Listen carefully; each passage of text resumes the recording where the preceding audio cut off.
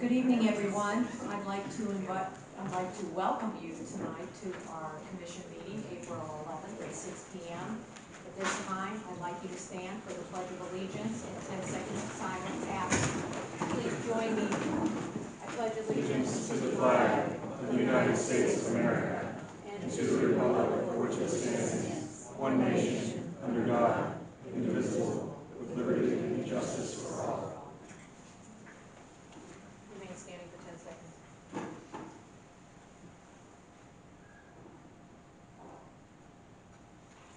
Thank you. You may be seated. Deanne, would you call the roll? Commissioner Houseworth, Here. Commissioner McCall, Here. Commissioner Vaughn, Here. Vice Mayor Vaughn, Here. Mayor Kennedy, Here. City Manager Mims, Present. City Attorney Moore, Present.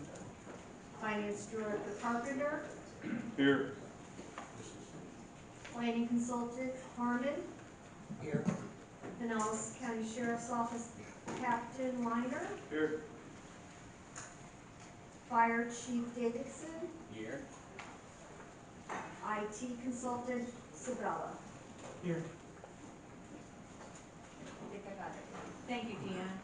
With that, we'll move on to 1A, presentations. I'd like to report of the Sheriff's Department.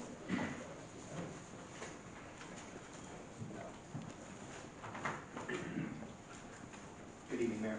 As of now, the statistics have not been published, but as far as I know, it was a quiet month for the city. Thank you. You're I always welcome. like to remind everybody when the sheriff comes in that if you come 15 minutes early or would like to talk to the sheriff privately, you may do so at that time. With that, we'll ask for the report of Pinellas Suncoast Fire and Rescue. Chief Davidson. Good evening. Mayor, do you want me to go up there? I would like you to. You would? I would. All right. Do that. Stand by.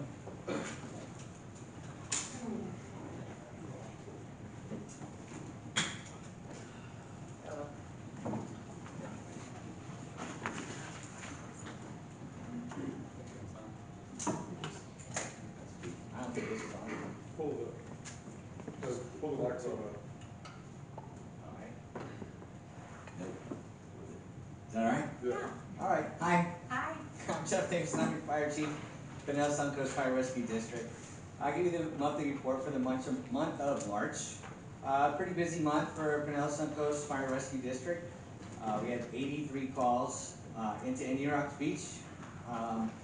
That's emergency medical calls and fire-related calls with an average response time of 4 minutes to those calls.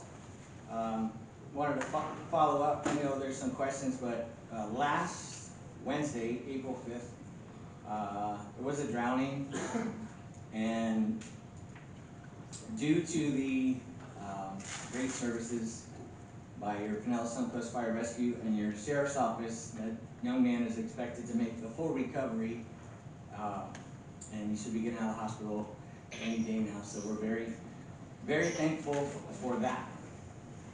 I understand he was at the bottom of the pool when he was found. Yes, ma'am. So, He was, thank you. Thank you very thank you. much.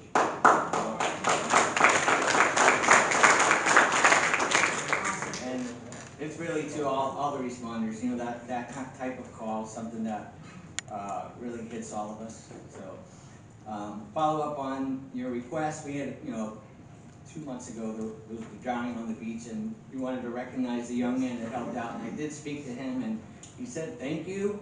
He does not want to have any type of public recognition and come to any meeting, but we're having a plaque made for him that we're going to present to him on his own without doing that in public. That's what he would not like to do, is be in public. So, but we're going to take care of We'll give you a that. bag from the city too, Okay. to help with that, okay? That would be wonderful.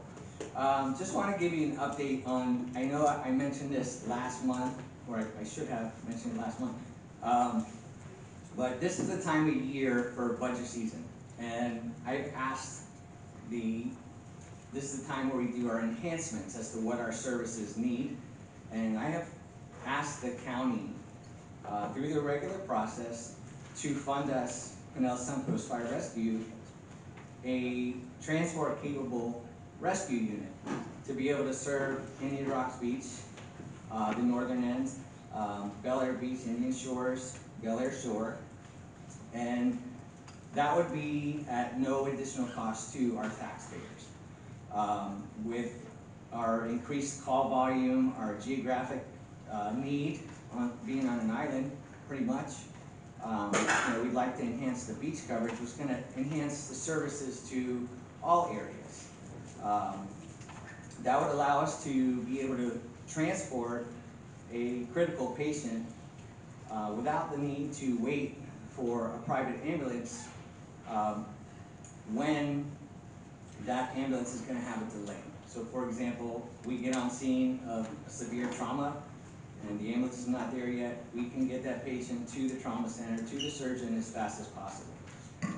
So that's a regular process that all the agencies do every year. Is definitely a need that I've demonstrated. I have the support of the other fire chiefs and what we call a data-driven focus group. And the next step is going through, making a presentation on May 4th to the county. And of course, the administrators make those budgeting decisions. But I would ask that you all and anybody who would like I'm happy to give you some documentation versus just what I'm saying here, but to write a letter of support on that in order to be able to make that enhancement happen and provide a better service to our area and into Indian Rocks Beach specifically. Thank you for that. And then I have some flyers for the elected officials. I gave you one. I gave one to Jeff already, but on May 13th, a Saturday, together, collectively, the county, all the fire departments are getting together and we're hosting what we call Fire Ops 101. And basically you get to play firefighter paramedic for the day and see what we do. You'll get to handle the tools and cut cars and wear gear and climb ladders and break stuff, right? So I'll give you those flyers and hope to see you there. We're doing that. Did everybody get that? That's the memo we're doing. All right. All right. Any Any questions? questions for Chief Davison? Nope. Thank you, Chief. Thank you. 1C is the presentation of the annual comprehensive financial report. Dan, are you going to put that together for us tonight? I'll just introduce Joel from the Okay. from MSL. He's going to give the presentation today. Good evening, Mayor Hi. and Commissioners. Pleasure to be here. Yes, my name is Joel Knopf, and I'm with MSL CPAs, and we have had the pleasure of working with the city for a number of years conducting the annual financial and compliance audit. And I'm here to give our required auditor communications as well as go over the audit results for the fiscal year ended September 30, 2022. Hopefully you have in your agenda the presentation in your packet there, but I have a few slides I'll kind of highlight. The first one is on slide 2, which is our required communications. And the main thing I want to point out there is that we had no significant difficulties as we worked with management for the audit. There were no unusual accounting conventions used. There was an implementation of a new accounting standard that was required by governments for fiscal year 22 related to leases, but it did not have a significant impact on the city's financial statements. There were no disagreements with management, and I think a very important note is that there were no audit adjustments, which means that the numbers that the city provided to us to audit were accurate as we verified them. Moving on to our reports, you'll find our audit report on pages 1 through 3. This is a little different format from prior years, but you'll find our opinion in the very first section of it, which was a clean opinion or unmodified opinion that the numbers are presented in accordance with generally accepted accounting principles. You also find several compliance reports at the end of the document, beginning on pages 87. There's a report on internal controls over financial reporting and compliance, and that would be where we report any potential significant deficiencies or material weaknesses that we identified in the audit. I'm pleased to report that was also a clean report.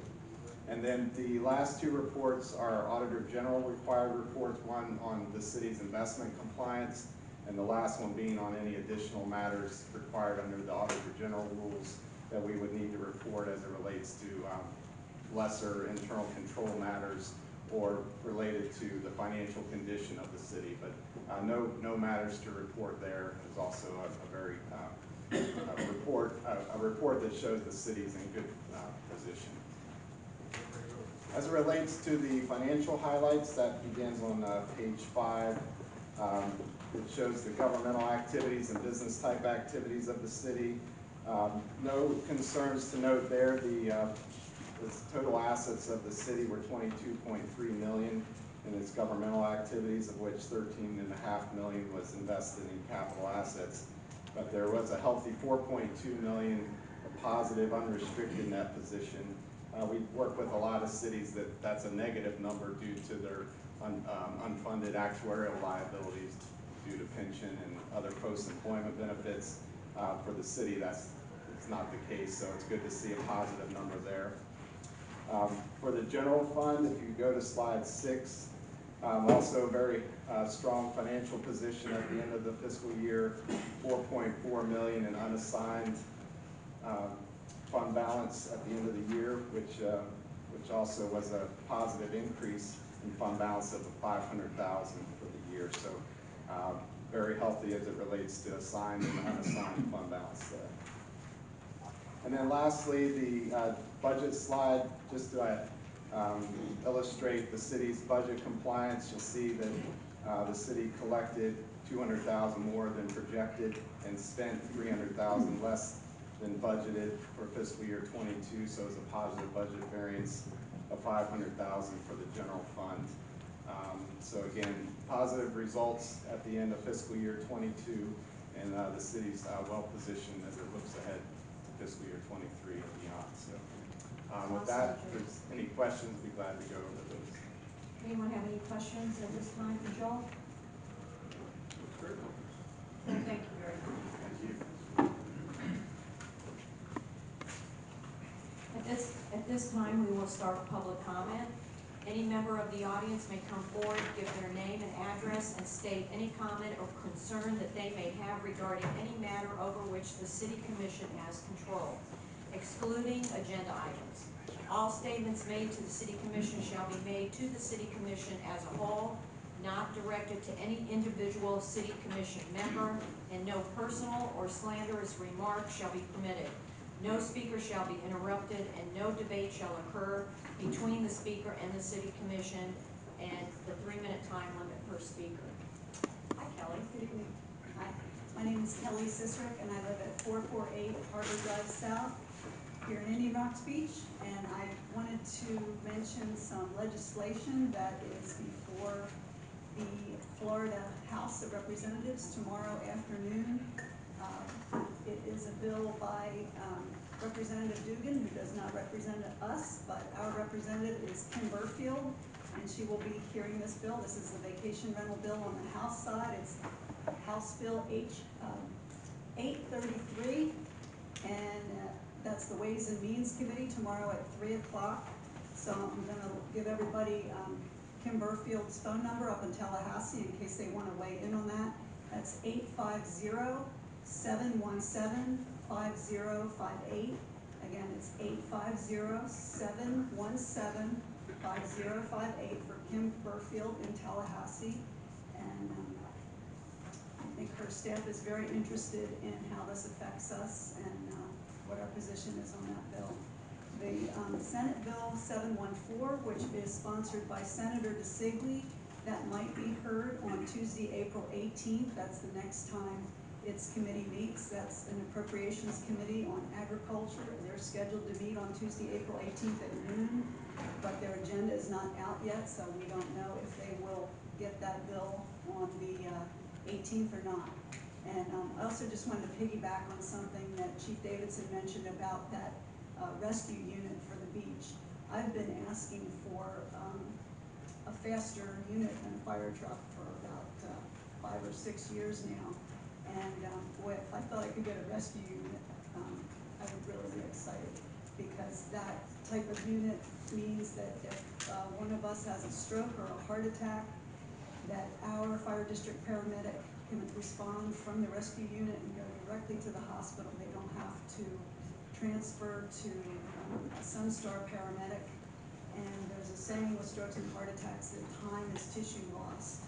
So that would really help us out, especially on the north end of the beach, and also help out Bel Air Beach, because they're way far away from Station 27. So I don't think it's too early to talk to county commissioners about that. The EMS Advisory Committee will get that first. They are an independent special district that is part of Pinellas County, but eventually that decision will get kicked upstairs to the county commissioners in their budget process. So please, everybody, talk to your county commissioners about a rescue unit for the beaches for Pinellas Suncoast. Thank you. Thank you, Kelly. Is there anyone else who'd like to come forward at this time? Hi, John. Hello, John Canfield, 448 Howard Drive South. I'd like to thank our city attorney, Randy Mora, for informing our local beach mayors last week at the Big C about the city news bill. He rightfully described it as, you know, our time.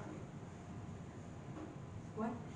He rightfully described it as, I'm just having a hard time with the word, calamitous. Calamitous, thank you, been practicing that. Anyways, I'm sorry to report that the House's mirror bill to that is being heard and voted on, as Kelly said, tomorrow at 3 p.m. These bills, as you may be aware, will erase virtually all of the SDR regulations that you've worked so hard to do and other cities and counties have worked so hard to do. Passage of this bill is truly calamitous to this city. It will become the Wild West. There will be no rules to speak of. Yet, we don't have a single person in Tallahassee representing us. I mean, how did that happen? Our senator, Nick DeSalle, betrayed us with this bill. He's throwing his towns, families, and seniors under the bus. We need somebody up there to represent us. If you propose tonight that the city manager and staff work hard to get a lobbyist, perhaps, it would be terrific, but it might be impossible if they could get somebody to contribute to the meeting tomorrow at 3 p.m. That is our best chance to stop or amend this bill. But even if that's not possible, if tonight you agree that it's necessary that we fight this bill, then we should hire a lobbyist as soon as possible, because the session will be over by the time there's the next meeting. The next commission meeting, it will be too late, whatever has happened, happened. And so thank you with that and appreciate your consideration. Thank you. Thank you, John. Is there anyone else who'd like to come forward at this time?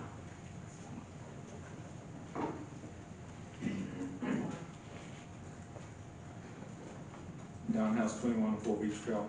So, I didn't come to the meeting last month, but I did watch it on a video, which I kind of like that, worked out pretty good. So anyway, our mayor made a nice presentation about her trip to Washington, and I had posted on social media that I truly hope that works out good, that it was a profitable trip. But I wanted to comment a couple of things about it.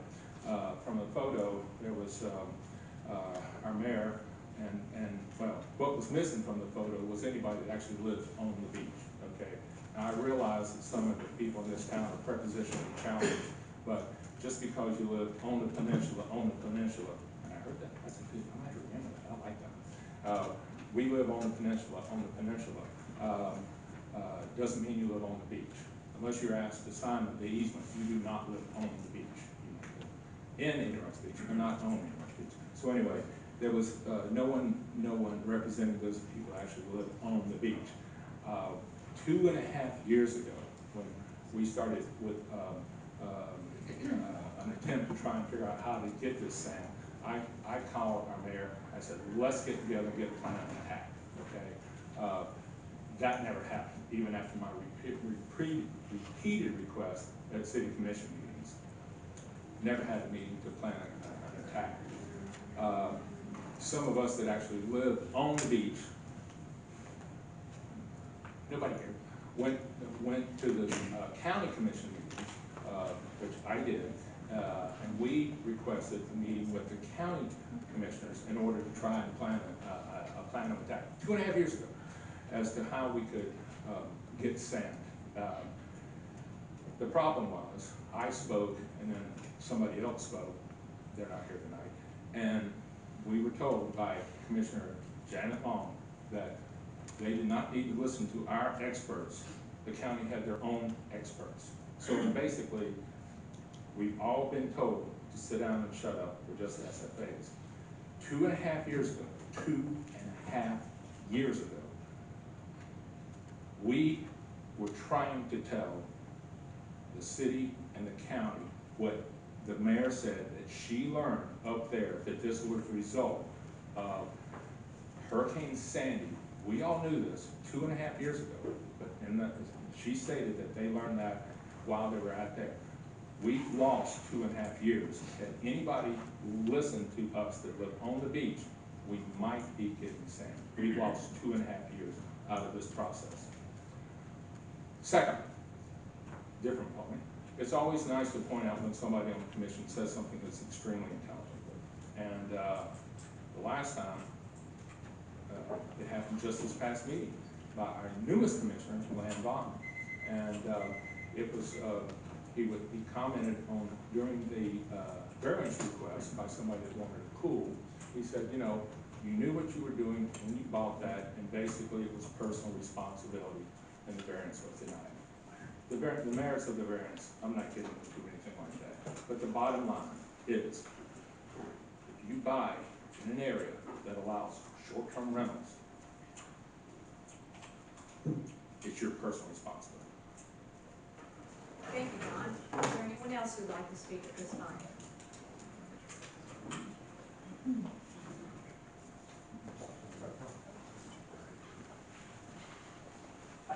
Hi.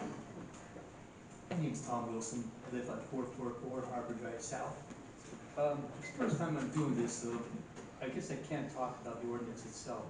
Is that correct? Not until we do the ordinance. Until you do the ordinance. Yeah, during Okay, the fine. agenda item.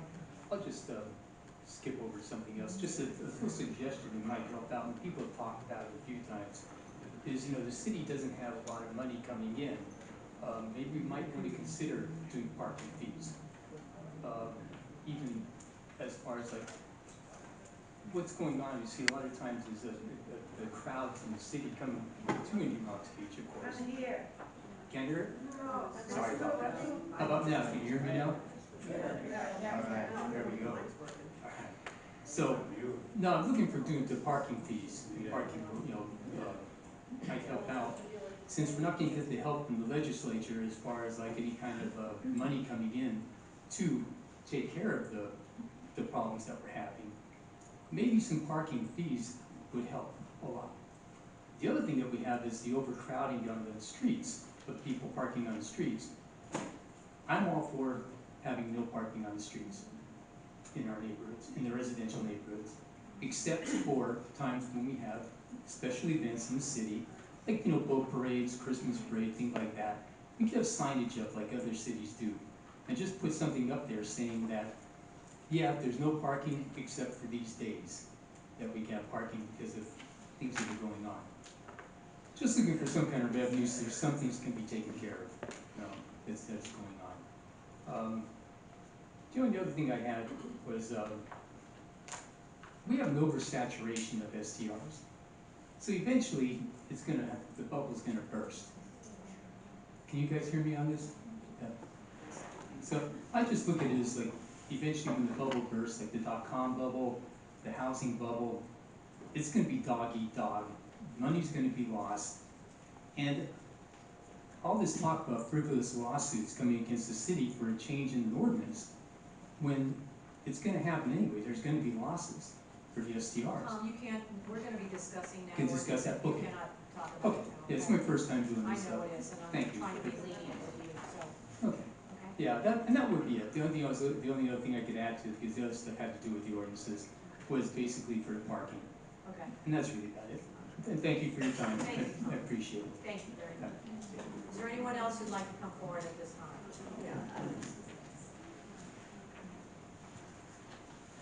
I mic was working, but I can't hear back there, so I'll try to talk really loud. Sorry, ma'am, could you state your name and I'm address? sorry, yes, Elizabeth McMullen, 481 Harbor Drive South.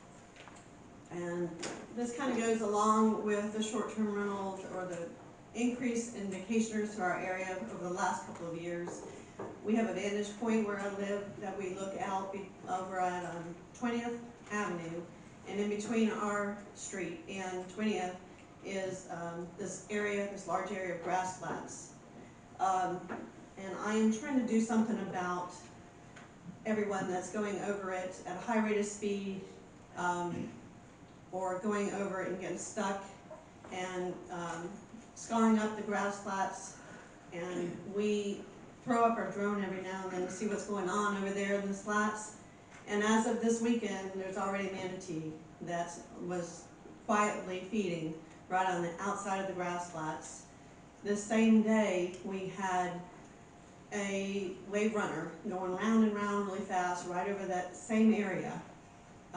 Between April 1st and October 31st, as we all know now, because this is nothing new, this has been going on for years, this is a manatee zone, and it's a slow speed area, except for in the basins or in the intracoastal. The signage for this is poor. There is a sign out on Marker 47 in the intracoastal facing west and east that states it. Unless you're putting by and you happen to see it, you're not going to know it's there. The other sign is facing west at the entrance to the basin. So if you're coming out of the basins, you might see it. And there's approximately 70 homes between those two markers that may never see these signs. So I reached out to FWC and I asked them to improve the signage for the area, explain to them the problem. And unfortunately, they said they reviewed the area and they said that they thought that it was adequately marked for and in accordance to the rest of the state. So I asked them, what else can we do? And they suggested that we put up some signs in our own docks, on our own docks, trying to encourage people to understand that there are manatees in this area and to slow down. They gave me some names of some places. One is Save the Manatee, and you can get a free one from there. I've been waiting 3 months for it, so who knows if it's going to show up.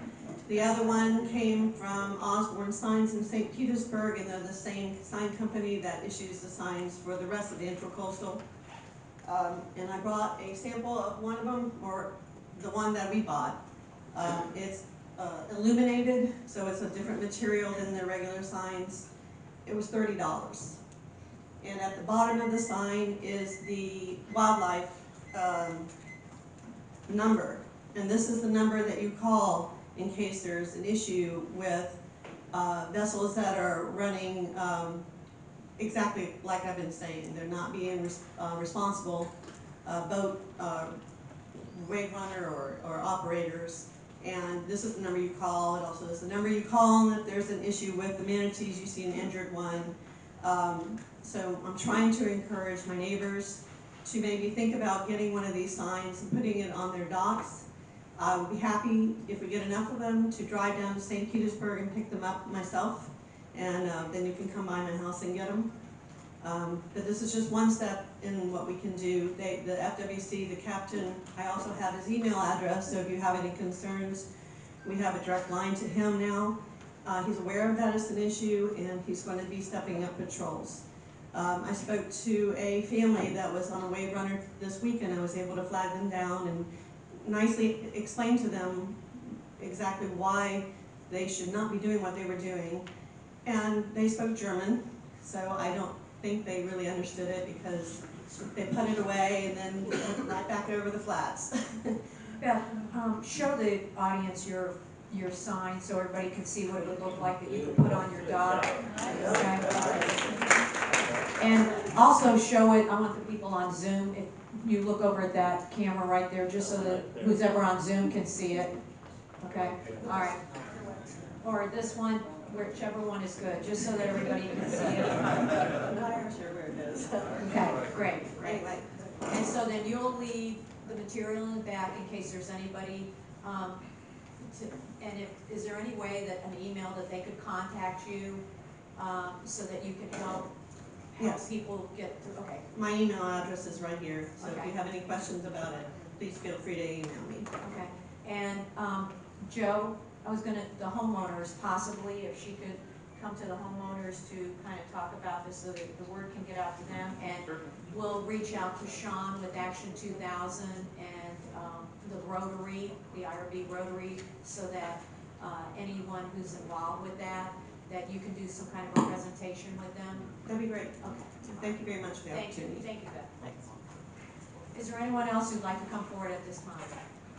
Beth has kind of an interesting, she actually is in an area where the manatees mate, and we also have one that passed away there, so she's in a big area, around her home, where the manatees are. Hi, Phil. Hi, Phil Rowe, 112 13th Avenue. My complaint sounds minute compared to that, but it has to do with what I've been complaining about for years, and it's the golf carts. I mean, I'm seeing them on Golf Boulevard, kids riding them, they're riding in the bike lanes. The other night, probably about 10:45, one went down my street full of kids. I heard the music coming and I thought, oh, there goes a car down Golf Boulevard again with it blaring. It was just, the radio was so loud, it was ridiculous, and I heard them all the way down my street and then wherever they went from there for a couple minutes. But the amount of kids that are on golf carts, and a four-person golf cart having 6 on there, and just, I've seen them drive on the sidewalks from 9 to 10 with, I mean, I'm not trying to say anything bad about the officers, I know they have a lot going on, especially this time of year, but the officer sitting right in the turn lane, and they went right by him and continued down the sidewalk. And it's just been something I've been complaining about for years, and it just seems to get worse and worse every year. And I know a lot of people in here that I know have golf carts, and I know it's not you riding down the street at 11 o'clock at night. Or if it is, please turn your radio down. But other than that, yeah, it seems to get worse and worse now with the Airbnbs having a golf cart sitting in the driveway. So when the people pull in, you know, it gives the kids something to do, while the parents unload. So, thank you. Thank you, Phil. Is there anyone else who'd like to come forward at this time before we close the public hearing? Yes, ma'am. Mayor, Yes. when they speak into the mic, can they speak directly into the mic? Because they're off to the mic and it's not recording. Okay, so speak into the mic, state your name and your address, please. My name is Cynthia Spiritu. I reside at 207 23rd Avenue in Indian Rocks Beach. I just wanted to state that current and future decisions should consider property owners' rights, not only just residents' rights. Even though a lot of property owners may not live a majority of the year in Indian Rocks Beach, some live part of the year or spend a significant portion of the time here. As a result of not living here for full time, property owners are restricted for voting for city commissioners, but regardless, pay a significant amount of property taxes for the property they own here in Indian Rocks Beach, which basically results in a scenario of taxation without representation at a local level. So when residents and or city commissioners try to initiate regulations that infringe on owners' property rights, who may or may not be full-time residents, one shouldn't be surprised when they seek out from higher levels of government to represent their positions. Thank you. Is there anyone else at this time who'd like to speak? Hearing none, I'm going to close the public hearing and we're going to move on. Randy, we'll start with you. Do you have a report tonight? Thank you, Madam Mayor. In follow-up to our last meeting, I was asked to draft correspondence on the Commission's behalf for Mayor's execution, speaking to Senate Bill 714 and HB 833. It's my understanding that was executed and sent out. Similarly, as noted by a resident last week, or maybe 2 weeks ago now, I appeared before the Barrier Islands Governing Council, that's the Big C, and gave a presentation that was intended to be specifically to Senate Bill 714, and owing to inquiries made by some of the members there, became a broader discussion of legislative session with all appreciation for the complimentary statements. My quote was more to the effect of that the present legislative session has the potential to be calamitous for local governments, that bill representing one in a series of exposures to that. And so with that in mind, I do want to provide you some updates. One of the bills that is moving quickly is Senate Bill 774. Senate Bill 774 most directly affects the 5 of you seated on either side of me, Greg excluded, as it relates to the financial disclosure forms. For those of you who have served for some years now, you may be aware you filled out Form 1 disclosures that have a general statement of your assets or liabilities over certain dollar thresholds. What Senate Bill 774 seeks to do is change you to a Form 6 filer. Form 6 filings are of a heightened level of disclosure. They require filing that would address matters such as your, I'm sorry, and I'm trying to pull up my notes that I had earlier. A filer must report the specific identification and value of each asset that exceeds $1,000 in value, and provide the name and address of the creditor for each liability which exceeds $1,000 in amount and its amount, and must submit a statement of the value of the reporting person's net worth as of December 31st of the preceding year or more of the current date. This is moving fairly quickly through the chambers and is already on the floor of the House, I believe. That is to say, this is likely to pass. This is not targeted specifically to a community in Pinellas County or any one jurisdiction. It will almost certainly change the landscape of persons who are interested and willing in serving in local government. I understand the inclination towards transparency. I believe personally this may have a chilling effect, but that is my personal opinion, which doesn't weigh in on the merits of the ordinance or the statute itself. Another one that has been moving forward, or actually that already passed, was Senate Bill 102 that's already been signed by the governor. It's the what you may have heard casually referred to or colloquially as the Affordable Housing Bill. Some great solutions for housing in it, some major changes for local governments on zoning and location of structures, heights of buildings, and the like. We'll see where that goes for a community that is, I would not say completely, but largely built out like ours. It may present less of a challenge for government, for local jurisdictions with more sprawl. It contemplates including housing within what have historically been industrial districts. As I've said on a few occasions in the past, paying attention to the legislation that's passing and the way that it's fundamentally upending what we have all historically known as Euclidean zoning, which is a reference to a case, Euclid, but is these things are here, those things are there, as evidenced by our attendance tonight. Those lines have become blurred substantially and increasingly blurred with each session, to say nothing of home-based business bills and otherwise. And so that's another development there. Senate Bill 150 and its House counterpart are particularly of interest or concern depending on your persuasion. What Senate Bill 150 provides is that, and has already passed all its committees, is awaiting a vote on the floor of the Senate and awaiting a vote, its counterpart, awaiting a vote on the House of the floor. No reason to believe that it will not get to, at least presently, I have no tangible reason to believe that it won't move forward for a House and Senate vote. What Senate Bill 150 does, it provides that any challenge to a municipal ordinance, that is found to be, I believe the terminology is preempted certainly, but frivolous or otherwise, I'm forgetting the third term, any such challenge will result, if asserted, once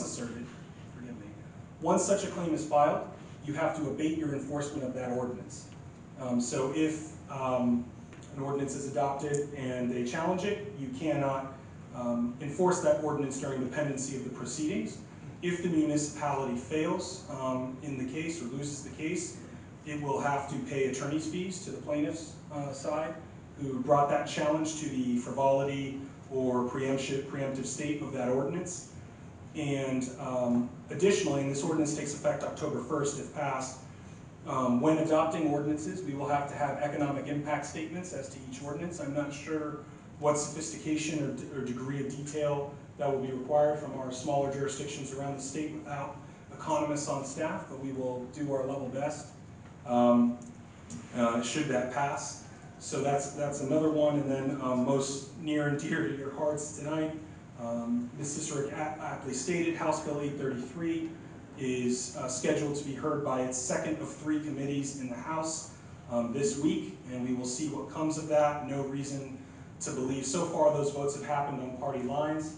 Likely that it may advance should it be heard by the committee. Sometimes things are placed on the schedule and then they never get heard, which we saw in years past, Mayor, when you traveled to Tallahassee for a bill that was scheduled to be heard and then pulled from the agenda at the last minute on short-term rentals.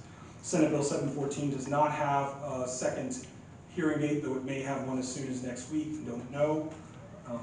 The net effect of those bills, for example, and this is purely hypothetical, I wish to underscore that, is taken to its logical conclusions. If all of these things were to pass, let's say Senate Bill 714 passes, the discussion we're having tonight on short-term rentals, portions of that, the way that particular statute reads is it says that a community can only do items A through G as a condition of registration. It empowers us to do registration, which we're presently able to do by all accounts, but in doing that it provides that we can only make conditions A through G as a condition of registration. Conspicuously absent, inspections, for example. There's no provisions for things like that, and in fact, once a party applies, the city has 15 days to process that application. If it's not processed and approved or rejected within 15 days, it is deemed approved. Additionally, what's curious about that is there's a lot of questions, and I'm not willing yet to concede what is and is not preempted in totality by that proposed statute should it pass, but it raises questions such as whether the requirement that you have a sign outside that says the designated responsible party's identity and contact information. Not clear whether or not that's preempted. It's not necessarily a condition of registration, it is a condition of operation. It's been made pretty clear by some parties in this community on either side that whatever result we reach was likely to yield some litigation. Should that litigation follow after Senate Bill 7170's adoption and effective date, it is entirely possible that we would have to abate our short-term rental regime, at least in part, depending on the nature of the challenge brought. And then if we were to stand by that and challenge it, then we have exposure fees in that provision, and that's a decision that the community would have to make, whether, how far it intends to go. And I'm offering this again as purely hypothetical, and then ultimately if we were to amend it after October 1st, economic impact statement. So the landscape for local government is changing. I'm not saying that any of those things are foregone conclusions. The process will have to work itself through, but that is the landscape that we are working within in this legislative session. As I noted before the Big C, and part of the reason that I suggested that you can see the potential impacts and the way this may change the landscape of what we as local governments do. But on top of that, it warrants noting that good, bad, or indifferent, there's a party with a supermajority between the House and the Senate. That party is the same party as the governor, which is to say that if leadership prioritizes something, it's unlikely that you're going to get close split votes deciding this. If it becomes a leadership priority and the party that has power wishes to advance it, that's how the legislative process works, and so it shall do. We'll have to adapt, of course. We cannot reject how things work. We must adapt, and as we have done, and as your legal counsel have done to date, we're prepared to do that. But that is generally speaking, some of the legislative update. That is not all the bills that affect local government by any stretch, but it is some of the more notable ones that seem to be gaining some traction. I'm happy to answer any questions not relating to the short-term rental ordinance tonight at this stage, if you have any questions. Any questions for Randy at this time? Thank you, Randy. Greg, your report? Good evening. Other than the written report I provided, I'll forego any other comments for the benefit of the public at any time. Thank you, sir. We'll start with the City Commission. Mr. McCall, do you have a report tonight? How was the Easter egg hunt? I would not know. I was out of town. My apologies. First one in 14 years. Thank you. However, I did hear it was well attended. And like I said, it's always one of my favorite favorite events. Like we mentioned earlier, Beach Fest will not happen this year. And the HOA, I know, is working on some different solutions and different fundraising ideas as they move forward, given some of the challenges with that event. So, other than that, nothing big on me. Thank you. Commissioner Disease? I have nothing to report. Okay. Commissioner Drews? Vice Mayor? Oh, yeah, that's right. Yes. The Easter egg hunt was a blast, Joe, I'm sorry you missed it. Raging success. Thanks for filling in. Appreciate it. Commissioner Lance? Joe, I concur as well. It was a success. Beautiful. Way to step in. Thank you. Glad that you're all here tonight to be with us. Hope you all had a nice Easter. We are still working on the beach renourishment, and as we get more information, you will be told. I don't know if at the meeting when I did speak about it, if I had known at that time that we have had correspondence at the county with the Corps of Engineers. It's the first time that we've had anything since last March, so we are very happy about that, and we're hopeful, and we'll just see where that goes.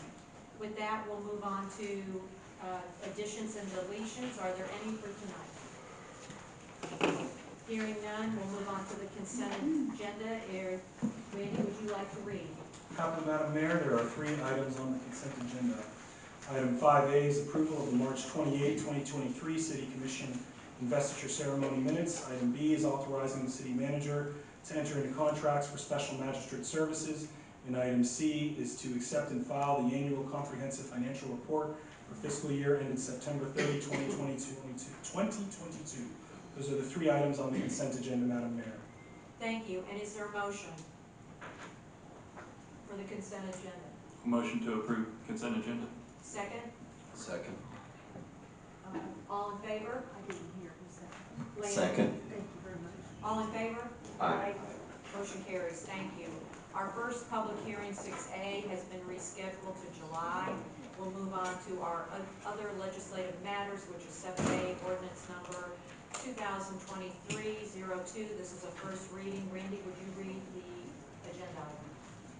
Happily, Madam Mayor, this is ordinance number 2023-02, an ordinance of the City of Indian Rocks Beach, Florida, establishing a comprehensive regulatory scheme regarding the marketing and operation of short-term rentals within the city, creating a new Article 5, vacation rental regulations within Chapter 18, businesses, establishing a comprehensive ordinance regulating the registration, inspection, safety, and operation of vacation rentals within specified zoning districts in the City of Indian Rocks Beach, creating related definitions, making related findings, providing for codification, severability, and for an effective date. This has been a reading of ordinance number 2023-02 on first reading by title only, Madam Mayor. I will, in speaking with Greg, I'll take lead on this. So this is a brand new surprise that nobody's heard about in this community. No, this is, we've had several hearings since the month of at least November on this. Some work sessions, some led by public comment, all very substantive.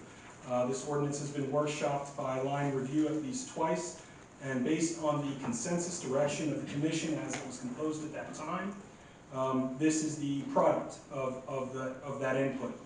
The ordinance, I do not, as a function of discussion in past instances, I've given sort of a roadmap for the discussion. I do not plan to do a line-by-line reading. I know the community loves story time with Randy.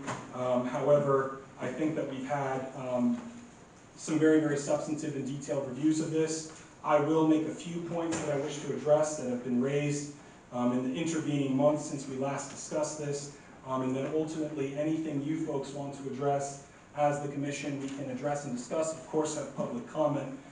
There is definitely public comment on enactments adopted. I heard some suggestion to the contrary. That is not the case.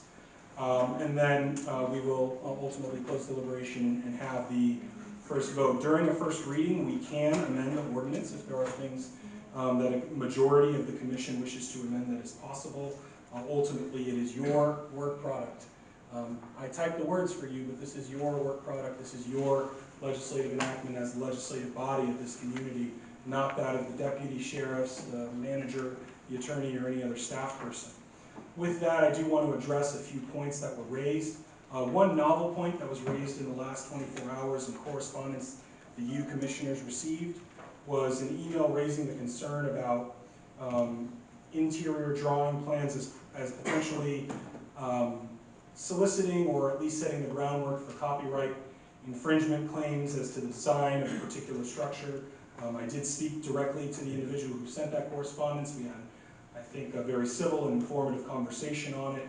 I will tell you my legal analysis of the issue is it is not an impediment to anything we are doing here.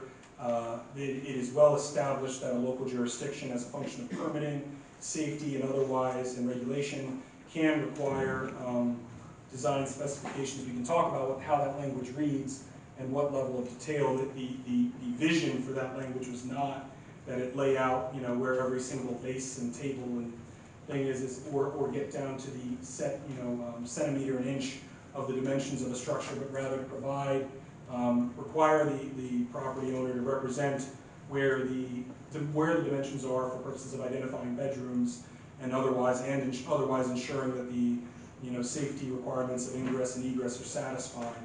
That was at least the intention of the addition of that language.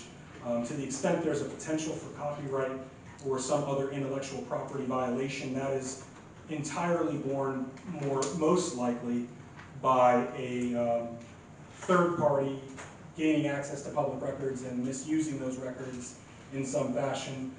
That possibility always exists, even through permitting records and otherwise. Also, to the extent some building designers or otherwise may allege that an owner is infringing by letting others know those designs again are on record on some level within the city. We're trying to get them stripped down for the narrow purpose here. So to address that point, I do not believe that should present an impediment. While there may be a potential legal challenge or unforeseen legal challenge there, on the list of legal challenges that have been asserted, that would be a lower concern as it relates to this particular ordinance. Second issue that has been raised at some length, I do feel some obligation to discuss. I received what I would describe as renewed interest in the last week on the legislative impact of the Bert J. Harris Jr. Private Property Act, memorialized in Florida Statute 70.001. There's been some suggestion that statute has not been given its due attention in this process. I would have to object to that representation, if only to say that I've tacitly and explicitly been referencing the Bert Harris Act since 2017. I've advised you that potential for claims exists with the party's reasonable investment-backed expectation. What the Bert Harris Act is, first of all, it was enacted in 1995. I know that in part because as part of defending Bert Harris lawsuits in my litigation practice, I had the great fortune of listening to all of the floor debate and generating my own transcripts of that debate to gain an understanding of what the statute had said, because up until the last few years there was very little legal guidance. And by the way, when they adopted it, most of the committee, it skipped several committees, and the floor debate said, we'll let the courts figure out what this means. But that said, what the Bert Harris Act does is, we are all familiar, or most of us are familiar, in the concept of land use with takings. The idea that when the government takes your property pursuant to the Constitution, it must give you just compensation for that taking. In the early 90s, if you can remember the political moment, there was a movement afoot, not just in the state of Florida, but throughout the nation, of individual legislatures adopting statutes to capture what happens when a government regulates or takes some action in a way that doesn't quite reach the threshold of a taking, but has some kind of impact on one's private property rights or investments. And so what came of that was in 1995, after a failed attempt in 92 and 93, the Bert Harris Act was adopted, and what it creates is a compensable claim for the diminution in value based on a specific act of government that diminishes your value based on your reasonable investment-backed expectation in your property. A lot of fun words there. A use, by the way, it goes to existing uses. An existing use is not defined as what you would ordinarily consider as a use you are doing, but a use you could be doing, whether or not you are in fact doing it. Listening to the legislative floor debate on the Bert Harris Act, it was intended ostensibly to capture the property owner who is the hole in the donut. As we think back to the Florida of yesteryear and agricultural areas, if everybody else sold a target and you're the last farm, and they say you can't sell your farm and become a target like everybody else did, well, everybody else got to sell that way and make that money, now I can't, I should be, it does not mean the government takes your property, it has diminished the value and should pay you for the diminution in value. You are conceding and functionally that the regulation applies, it just costs the money to apply it. My firm, Trusting You Law Firm, represented the city of Holmes Beach defending more than, I want to say it was roughly, I can't remember the exact number, more than a dozen Burt Harris Act cases brought in a single community. There were in excess of 50 claims. I can't remember how many were converted into actions. We were retained as recently as the last few months to represent a community in Sarasota County in connection with its occupancy restrictions for which they are facing Burt Harris Act legislation, or rather Burt Harris Act litigation. So I am familiar with it. We can discuss your concerns about it as we go through tonight. It is appropriate and necessary that you go into all of your decisions tonight from a place of information, and I'm going to do my level best to make sure you make an informed decision. I am prepared to speak to that act. I am familiar with it. But that said, those are the two things that I think warranted direct response, as there was significant correspondence as to one of those and interesting correspondence to the other. The realtor issue was a novel one. So with that, the ordinance is yours to discuss, Mayor, as you folks see fit, but I wanted to make sure that as you get into that, we have that background. Greg, is there anything that you would like to add to Randy's discussion? No. Okay. With that, we will start our discussion now amongst us, and what I would like to do is, do any of you have any items that you would like to look at? Absolutely. Okay. It's a good question. Should we start with the Captain Lyon first? Yeah. Okay. About a week and a half ago, the city manager, Greg Mims, myself, and Captain Lyon met with Sheriff Gatera. And we had about an hour and a half meeting with him to discuss the ordinance. And I have to tell you, I was very pleased because he actually read the entire 23 pages, he told us. And one of the things that has been mentioned by different people from different sides of this issue is the fact that they have felt that the city has not enforced their code. And as we go forward, I want to make sure that we are able to enforce our code. And that was one of the reasons that we had a meeting with the sheriff and Captain Liner.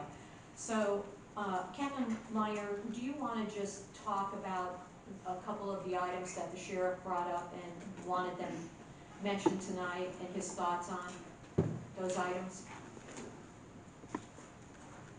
Thank you, Mayor. Can you hear me? Yes. Okay. I think the biggest thing you brought out of it all for everybody's attention was that. Talk a little bit louder, because I want to make sure everybody can hear. Let me lean up here. The biggest thing I think came out of that was obviously, I think you already hit upon it, was the fact that he wanted to make sure that anything he wanted to be enforced, we were able to enforce. He was concerned that he didn't want something to be out there that the residents, the commission feels it's going to be enforced, and the residents likewise feel it's going to be enforced, and if for some reason we wouldn't be able to do it or such. So I think that was the biggest thing out of it. And I also believe in the workshops I came to, I tried to convey those points as you all were discussing it, trying to give you the information. The way I look at it when I respond to any of your inquiries, I'm giving an enforcement perspective. So when I look at it, if you want us to do something, I ask myself, can we do it?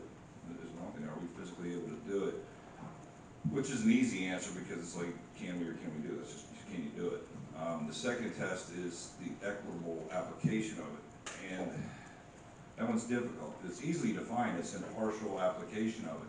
However, it tends to draw me more into Randy's area, and he is way more well-versed in that than I. So I think where we kind of go on that thing is, I think the one example I brought up was the jacuzzi, where trying to get the deputies to differentiate between they could be in this jacuzzi at 10:05, but they can't be in that one. Thankfully, with that, all of that stuff, or the majority of all that, was tied to noise. And the deputies know how to deal with noise. They can use the reasonable person standard, or they can use the sound meters. So we've done some more training on that and brought everybody, more up to speed.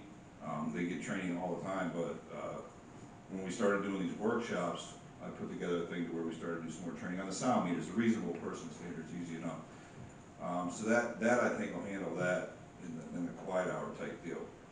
The one that's still difficult is trying to explain to the deputies how to figure out if a vehicle parked on a roadway is related to somebody visiting a full-time resident, or a short-term rental. That one, and realistically at this point, what we would do with things like that it's just that many layers, would defer to code enforcement on enforcement. So, I think those are the only, other than that, everything else we saw in there, anything like that, was like, it's easily, you know, we can do our job. But that was the only thing I wanted to make sure everybody knew on that. The parking would be extremely difficult. It may come to the thing where we write a report and refer it back. Okay, thank you. Does anyone have any questions concerning Captain Liner at this time about what the sheriff talked to us about? Does everybody understand? Land? I want to kind of paraphrase this, if I may. We want to create an ordinance. Our goal for the ordinance is compliance, and we need to give you an ordinance that you can have a definite switch where you know it needs to be addressed. Now, I heard you mention noise, and to me, noise is a relative. I mean, I can be noisy now, or I can be noisier next week. I find it hard, and I am going to ask Mayor that we relook at putting the pool closed back into the ordinance for the simple fact that if you go to a noisy house and the pool's supposed to be closed and they're noisy in the backyard, to me it's a very simple switch, and it's very easy to say, you're not supposed to be outside, please bring it in, you all call on noise, and take care of it that way, rather than make multiple trips for somebody who happens to remain in the backyard. Would you agree with that? Well, the noise would be based upon, like I said, the reasonable person standard. So the person making that determination at that time, whenever the call comes in, would be the deputy. The deputy standing there is going to say, hey, someone playing in the pool at 5:30, kids laughing or whatever, under a reasonable person standard. I would think if I went to that, I'm like, that's not a violation. The kids are screaming in the pool at 2 o'clock in the morning, regardless of whether or not they can be in the pool or the jacuzzi or the recreational courts. I think if I went out and applied, I'd be like, you being loud at 2 o'clock in the morning, that's unreasonable. You know, I think anybody else that sees this would see it as a violation. So that's how I would address it with this. For the perspective of the jacuzzi and the quiet times, that's something we will defer to your code enforcement for enforcement. If you put it back in, I mean, just so you all know. We had a, excuse me, I'm just gonna add this because I wanna make sure that you understand. We had a lengthy discussion about the pool because we had a lot of people that were very upset that we pulled it from, you know, and we were concerned about the enforcement. And he gave us a basic statement of how he felt about that. Do you have that, what he said? I don't have verbatim, I mean, Mayor, I don't have verbatim on that. Because I know what he said, okay? He said to us that it was not enforceable, and that he wanted me to reiterate that to everyone, that it was not enforceable after the 10 o'clock. You know, we explained every scenario about it. We explained about the scenario as far as the STRs being a hotel, and do you want to add anything to that conversation, Greg? That's accurate. Okay. And he said, I'm telling you right now that is not enforceable. Am I missing anything? No, I think that's. So it's not enforceable by the sheriff, it would be enforceable through code compliance? No. No, neither. We have 2 code enforcement staff members. We have one on shift or on duty 7 days a week unless they're on vacation, they swap out times. But those are during early in the morning until basically sunset. So the city does not have 24-hour code people, and nor would we ever be able to afford 24-hour code people. And Mayor, on the respect to the question though, so if we looked at it from the noise perspective, it's not like, hey, we're not doing anything, you know, deal with it, you've been dealing with it for years. That's not what we're here for. Obviously, I think it's more, most of that stuff that came in under the original draft of the quiet hours and all that, and the pool and the jacuzzi and the porch was all that, was all related to noise. So I think most people would agree. I guess if you're not in the pool at all, there's no chance at all of noise in the pool. So I get where everybody's going with it, but like I said, we do have resources to say, so if you got a loud, obnoxious party going on next door, call us, then we'll go out and take care of it. I think one had testified, or somebody come up and talked about the work, one of the workshops that, you know, we'd be able to kind of get ahead of it. We really can't get ahead of it. It's not like we're gonna go out and check pools at 10 o'clock at night and make sure nobody's in them. It's gonna be call based. Yes, and that's what I would expect. I think one of my challenges through people that I've spoken with is that it's not the call, it's the call this weekend, it's the call next weekend, it's the call the weekend after, it's the call the weekend after that. It's the call when they have to get up in the morning to go to work the next morning. It's a revolving door for many of our constituents. And a pool hour seems like a solid way to shut it down consistently. Can noise, okay, so when you go and you cite someone for noise, are you citing the person that's being noisy? How is that gonna work for the owner of the property? So, well, once we have a meeting planned after this for all the execution shows, the way I look at it is we would cite the person making the noise, then follow up with the city afterwards to say, and then see how you do on the code side and the repeat violations and all that stuff. That the deputies aren't gonna be dealing with that. We refer it back to not refer it back to the city, but work with the city on it. So someone would get the immediate, hey, this is the deal. Now, to your point though, obviously an educational thing, so I like the point and stuff where you're publicizing notice to the rentals. Because typically what has happened, you didn't have that, but it's to your point. We go, and this is how I explain it. We go out on Friday night, we tell them to turn down the music, they turn it down. There's no music Saturday. Sunday they go out. Next Friday we come back out, another call. Turn it down, they turn it down, they're in compliance. Saturday's no problem, but then you gotta, so I get the revolving door type stuff. So I think now with, in my personal opinion, with having this education requirement, putting in there to be respectful and stuff like that, that gives us a little more. So if we go out on the first time, and somebody clearly knows, you know, oh, I read it and I don't care. They say, oh, well, we don't have a warning or anything. Here's your violation and call it a day. So it's a balance. But I can see if you live next to it and you call, like, we got 50, you call 52 times a year. So, but we have a way of doing it with noise, obviously. Some cities are using the monitors, the decibel monitors. Is that something we need to look into, or is that something that's not enforceable as well? No, the city has a sound meter that your code uses. We have sound meters as well. We have personnel trained in the use of sound meters. So that's why I said the two prong. You can either go out, excuse me, you can either go out and do the sound meter where you have certain, the council has set certain thresholds, whether it's 55 decibels at what time or whatever. And that's the easiest one for us. It takes all subjectivity out of it. We go out, if you proper reading, we go out, get the reading, it's either in violation or it's not. Here you go, if you're in violation or not. But that you need to train personnel and stuff. The other one is, like I said, as a reasonable person, you just go out and say, this is way too loud right now, and you don't need the sound meter. But that one's more challenging. The way I look at it, it's kind of like a laser on a speeding. If you're speeding, you know, if somebody paces you that one thing, it's more challenging. If they hit you with a laser that says 36.7 feet at 52 miles an hour and 35, all right, good luck defeating that. Is that something we can ask the short-term rentals? Yeah, sorry, if I'm hearing you correctly, Leanne, is that what you're talking about are devices that people install on their own property? I know we have some short-term rentals that already do that. And is that something we can set an ordinance where if you're a short-term rental, you have to have a decibel, a monitored decibel box?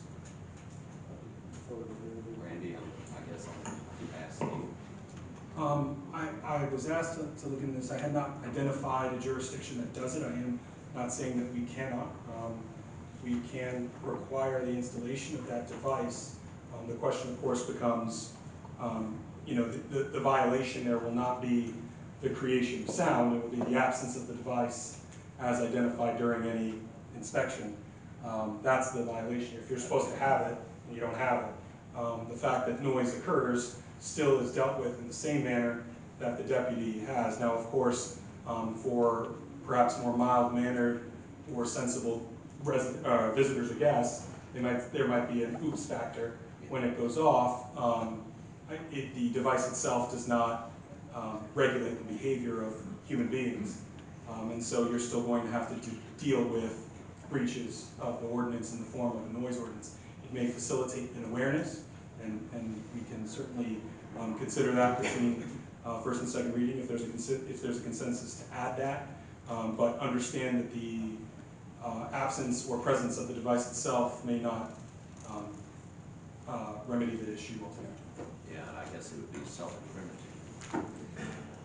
Well, you're presuming that just for all present, the statement was, I guess that would be self-incriminating, presuming we're able to get that data at a later date. I'm presently litigating a noise ordinance and the constitutional validity of a noise ordinance in another community as it relates to a property that is used as a rental. And one of the things I asked for in discovery was any readouts of the monitoring device, and it was, while it certainly advises there was no recording, there was no readout, there was no report.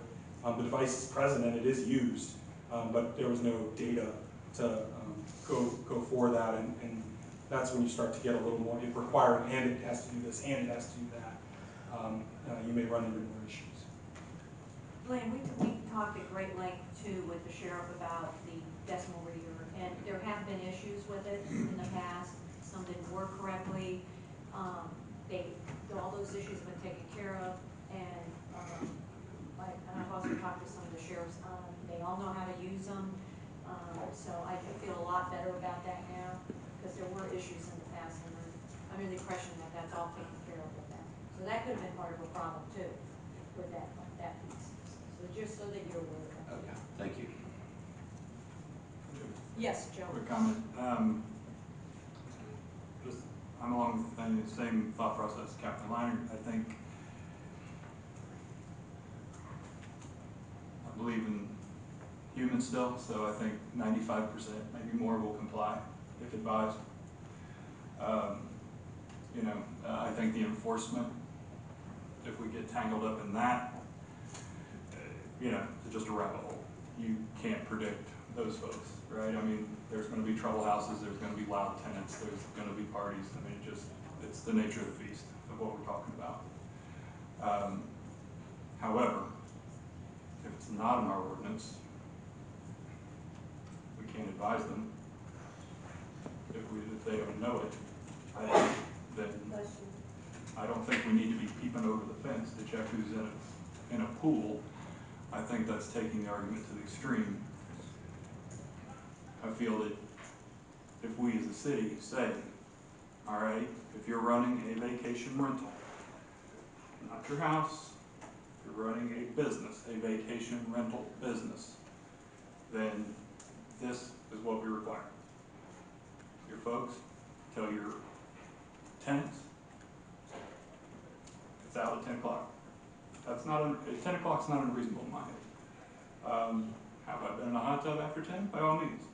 But, you know what I'm saying? I mean, it's not unreasonable in my mind for us to say, as an ordinance, this is what we would like for the tenants that are visiting our town, they're staying in this vacation rental, that they're out by 10. And when it comes down, the push comes to shove, if we have somebody that's really the reason Captain Liner's going to get involved, or his staff's going to get involved, is because there's noise, right? But it's a two-pronged approach for him at that point. We have an ordinance against it, and you're being too loud, right? So he can address it on two ways. An issue I had with it before, you guys spoke about, well, how are we going to make that determination? We require a sign on the front of the house. That deputy knows as soon as he walks up that that is a business operating inside of Indian Rocks Beach, right? We got a vacation rental sign. And that, like I said, I had an issue with how can I require it from this person and not that person, right? How can my neighbor, you know, how can this house have this requirement, this one not? And I discussed with Randy a few months ago, it's because it's a business. It's a licensed business, like any other licensed business in our town.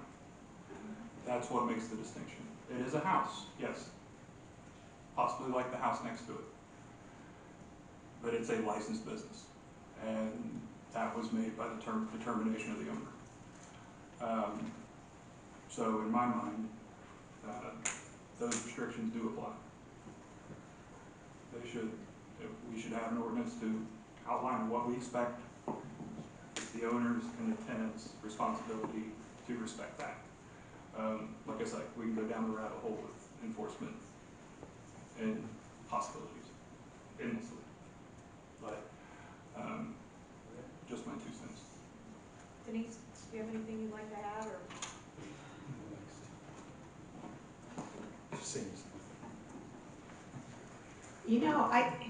Can we legally shut down pools, Randy?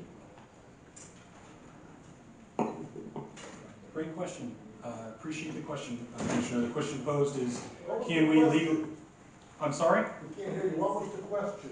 I was just restating it right now. The question posed was, can we legally shut down pools? You've heard, I will tell you that I'm not familiar with an ordinance, I'm not saying they don't exist. I'm not immediately familiar, as I sit here now, with an ordinance that restricts the use of a pool after X hour at a vacation rental in a specific zoning district or townwide. Can you do it? You always can. Is there risk? There's always risk. Is that an ordinary or customary regulation you see? No, it is not. I am aware of at least one jurisdiction to the south of here that passed something to that effect. You've heard the enforcement concern. You know, there's this, before we debate, let's define our terms, Voltaire element of this, can we, is can legally? Will that legally be sustained? Well, we're not regulating duration and frequency of short-term rentals. We are not prohibiting short-term rentals. In that sense, it's permitted by 509032 in its present form, provided it is not amended.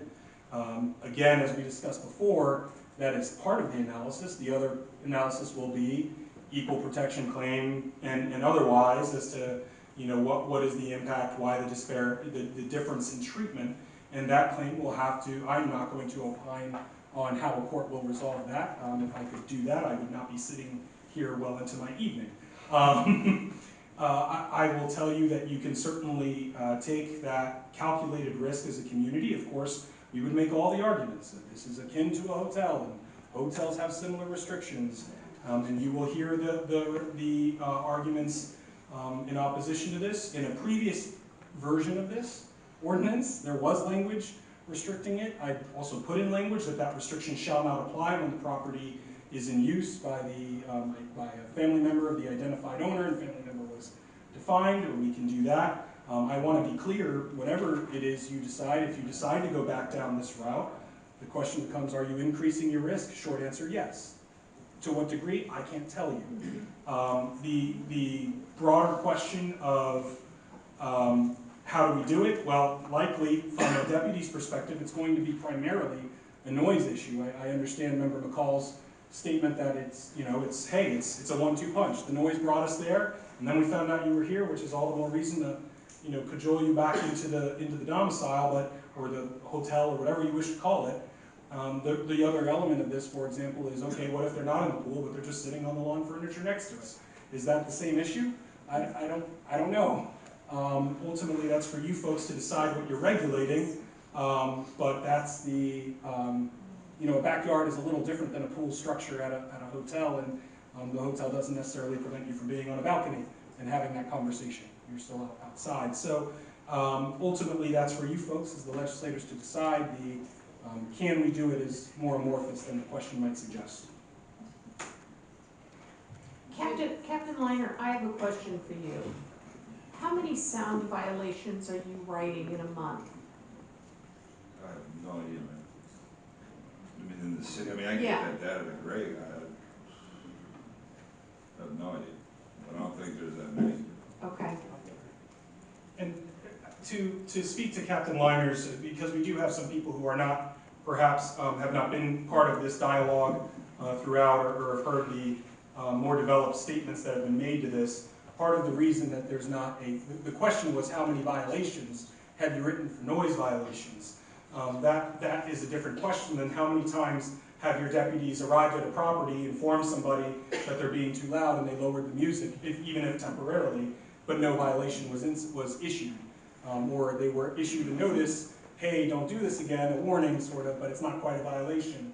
And so that question is again more complicated than it might suggest. The violations tend to be the sustained instances. The idea of most code enforcement is compliance.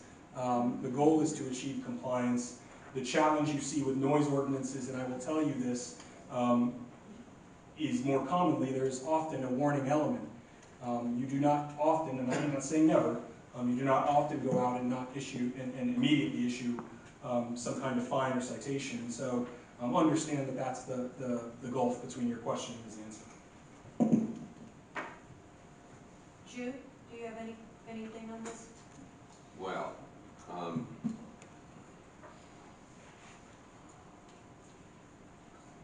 no.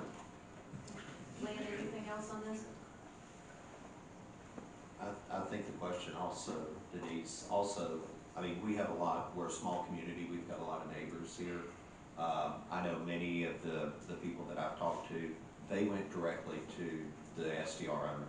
So there's no record of the call, there's no record of the complaint. And I think in the next few months, we're gonna be in a discovery mode as well, to see how this plays out. Madam Mayor, I'd like to have the commission actually look at reinstating the pull hours in this ordinance. What is the will of the commission on this? Is there anyone else who feels like Lamb that you would like to reinstate that, the pool hours? I would say yes. And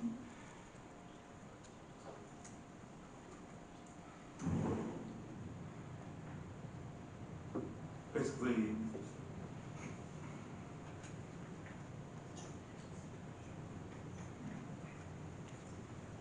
as I say, if we provide the information,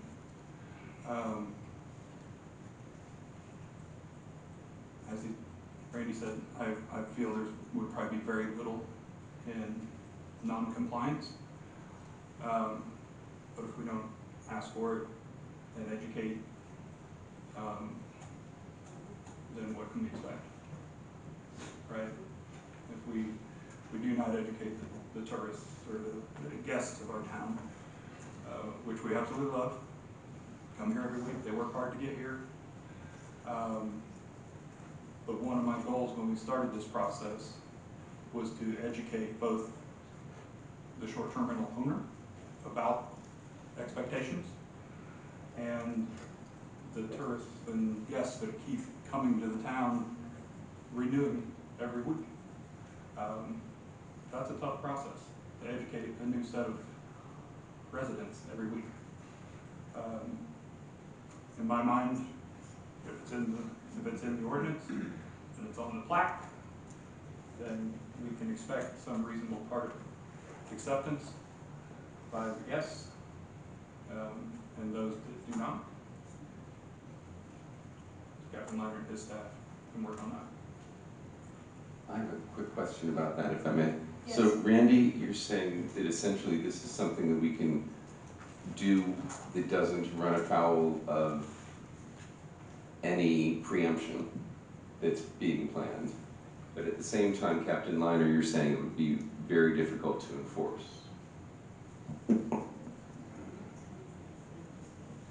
So what we're talking the pool, the noise? Sorry, noisy pools after 10 p.m. See, noise after 10 p.m. No, noisy pools after 10 p.m. See, this is always the fun stuff, because I always enjoy coming down here, but everybody knows the sheriff's a lawyer, and everybody knows Randy's a lawyer. If you talk to lawyers and put them in a room, they duke it out type stuff, you know, they always talk. So I am not at that caliber. So I try and actually give you like where I'm coming from. So I do understand a little bit of the stuff, like with the preemption, obviously the preemption, but we have no problem, I'm trying to phrase this, we have no problem going out and enforcing the violation of the noise ordinance or the violation of the short-term rental, because it references the noise ordinance within that, you know, ordinance as well. We will not enforce someone in the pool after 10 o'clock. So, to the extent the question was posed to me, Captain Liner is correct. I am the brains of the operation. He's the beauty and the brawn. The question, as you posed it, is simply answered this way. Correct, we are not preempted by 509-032 on regulating whether people are present in the pool. That said, however, there may be other legal claims. I don't know what they are. I'm not going to give a roadmap to suing my client, but it doesn't take a lot of imagination to come up with potential challenges. Some have been asserted to you both in email and in public comment previously. So it is not without its challenges. What the Captain Liner is telling you is, if the idea is that you're going to pass this and you're going to have the noise restriction and you're going to have the pool restriction, that if somebody is, to keep it light, in a very sad state and quietly in the pool blowing bubbles as they soak up and down and wonder why 2023 is the way it is, the simple fact that they're at a short-term rental and in a pool after 10 p.m., your PCSO deputies are unlikely to go, hey, I know you're quiet, but you are in the pool, get out of here. The deputies, and I'm not suggesting that's what you folks aim to regulate, but the practical effect is that person's in a pool past the stated hour.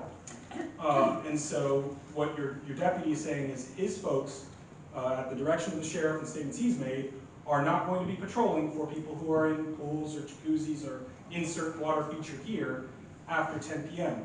And what your management and administration has communicated previously is, by putting something in that, even if we don't think that's what we really want to enforce, what you are doing is creating a potential expectation by your constituency that, you know, if Maud wants to walk out and walk the community at 10 p.m. each night and start saying, found one, found one, found one, because she's walking the dog, but she's also on patrol, and start calling the deputies, she may have an expectation. Her ordinance says people can't be in the pool, and she's just found at least 3 houses on her street, forget a block, and she calls the deputies, and the deputies say, ma'am, we'll drive the area to see if there's any noise, thank you for letting us know. And the people stay in the pool for another hour because they're not going over there, and if they don't hear noise. That's what the deputy's telling you as a matter of practicality. What do you think of that, Joe and Lamb, as far as how that plays? Yeah. Yes.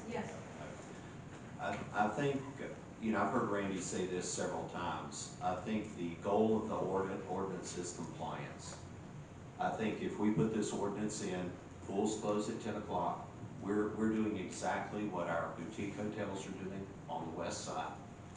We're doing what hotels have been doing for years, and we're communicating it to the short-term rentals, and they can clearly communicate it on their advertisements, so everybody knows pools close at 10 o'clock in Indian Rocks Beach.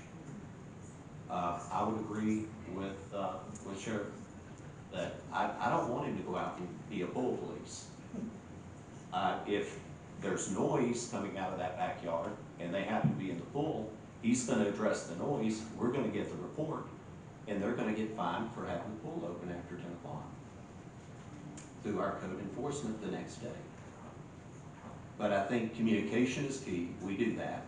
We've already made allowances for the owners to operate in their pool, and I don't think they're going to be screaming or anything else because they live next to the neighbors every day when they're not here.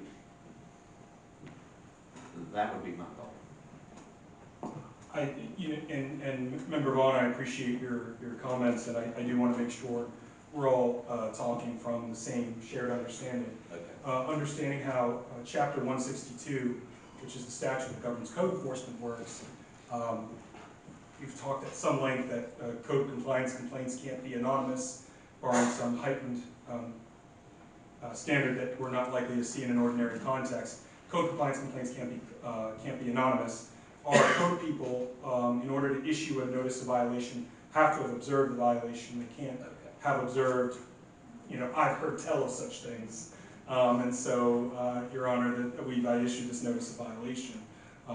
Certainly if there's recordings or other evidence that might heighten our ability to substantiate it, but ordinarily a code compliance officer can't take just an email and say, I found a violation because somebody told me this happened, whether it's an email or a deputy's report. Ordinarily, they need to have observed it, and as your manager said, we're talking about post-NPM, we're not really having code personnel, so with all deference to the sheriff and his team, some of what's been told to you is that won't be our thing, that'll be the code enforcement team. What you heard, there's not a code enforcement team with that out. Maybe in a particularly egregious scenario, they might, if there's a, Spring Break the movie level party happening in the backyard, MTV Spring Break is back there, maybe they just throw that on for funsies, but you've already hit the noise threshold in that context. So I do want to make clear, just as a function of that, I do owe it to, because I've stated on a few occasions that I do listen to the feedback. While we've been sitting here, a member of the public did send me another jurisdiction, Anna Maria, as an example of a jurisdiction that does have a similar requirement and enforces it. The interesting challenge with this is, again, I've told you can't. I don't know what legal challenges you're going to face. I know what legal challenges the city of Anna Maria has faced in part, and some of the concessions and settlements they've entered into over the years as a result, but I'm not specific to that provision that I know of. But I can tell you something that might fly in one community, you may get a litigant here that challenges it. Just the fact that somebody does something doesn't necessarily say that you've got complete cover.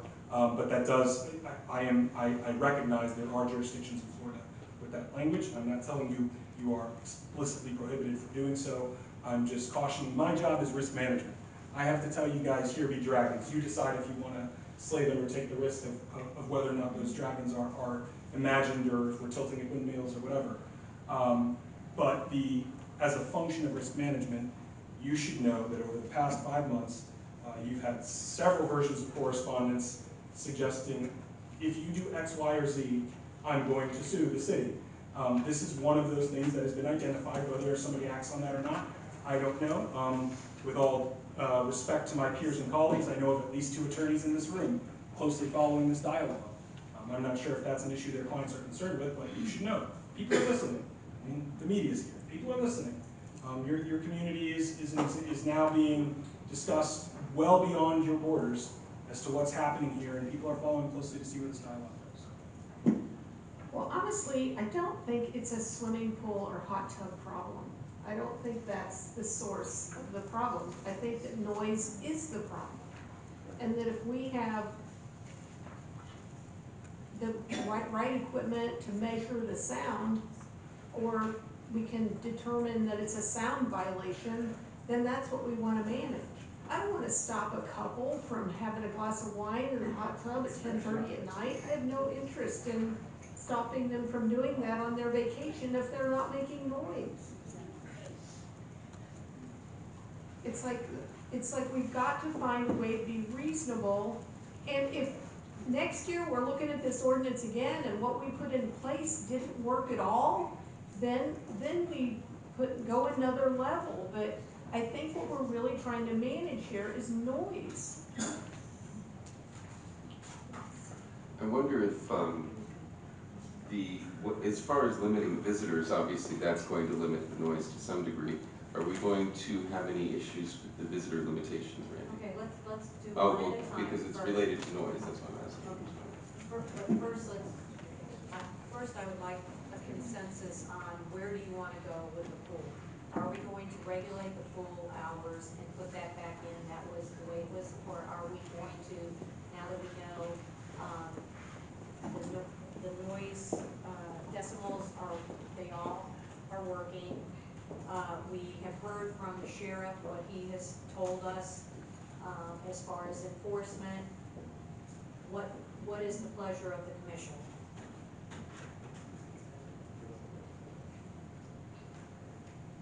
What is, Just go down Joe? there. Call them first. Denise? I'm a no for shutting down the pools. Okay, Jude? Give me a second. Hold on. Okay, Lan? I'm a yes for reinstating the pool hours. Okay. And I have a question. Yes, sir. I think in the original ordinance, it was pools and hot tubs, and for the sake of enforcement, if this gets put back in, or we back to pools and hot tubs, or we just talk about pools? Because they're different.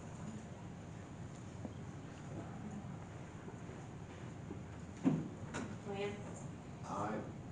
I really would not see a difference between the pools or hot tubs. I've heard about complaints on the west side about hot tubs from one of our former mayors.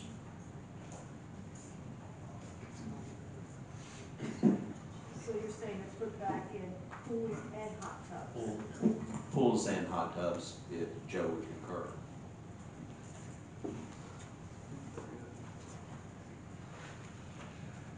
And just for the sake of clarity, and I believe y'all will get to that point, the west side of Gulf Boulevard is currently not covered by this direct.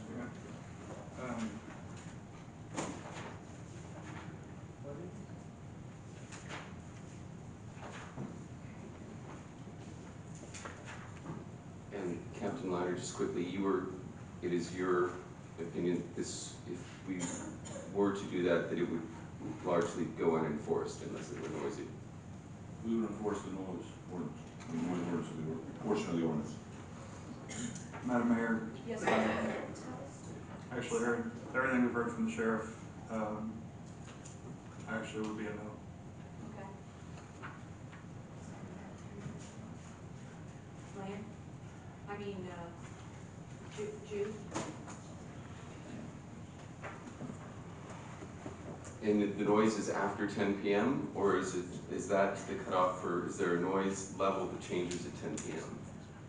Yes, in our ordinance, the current ordinance has quieter hours that begin then. The question of noise is linked, I understandably linked to, but sort of distinct from, do you have to get out of the pool? And that presently the bite of the elephant that we're taking is the pool element itself.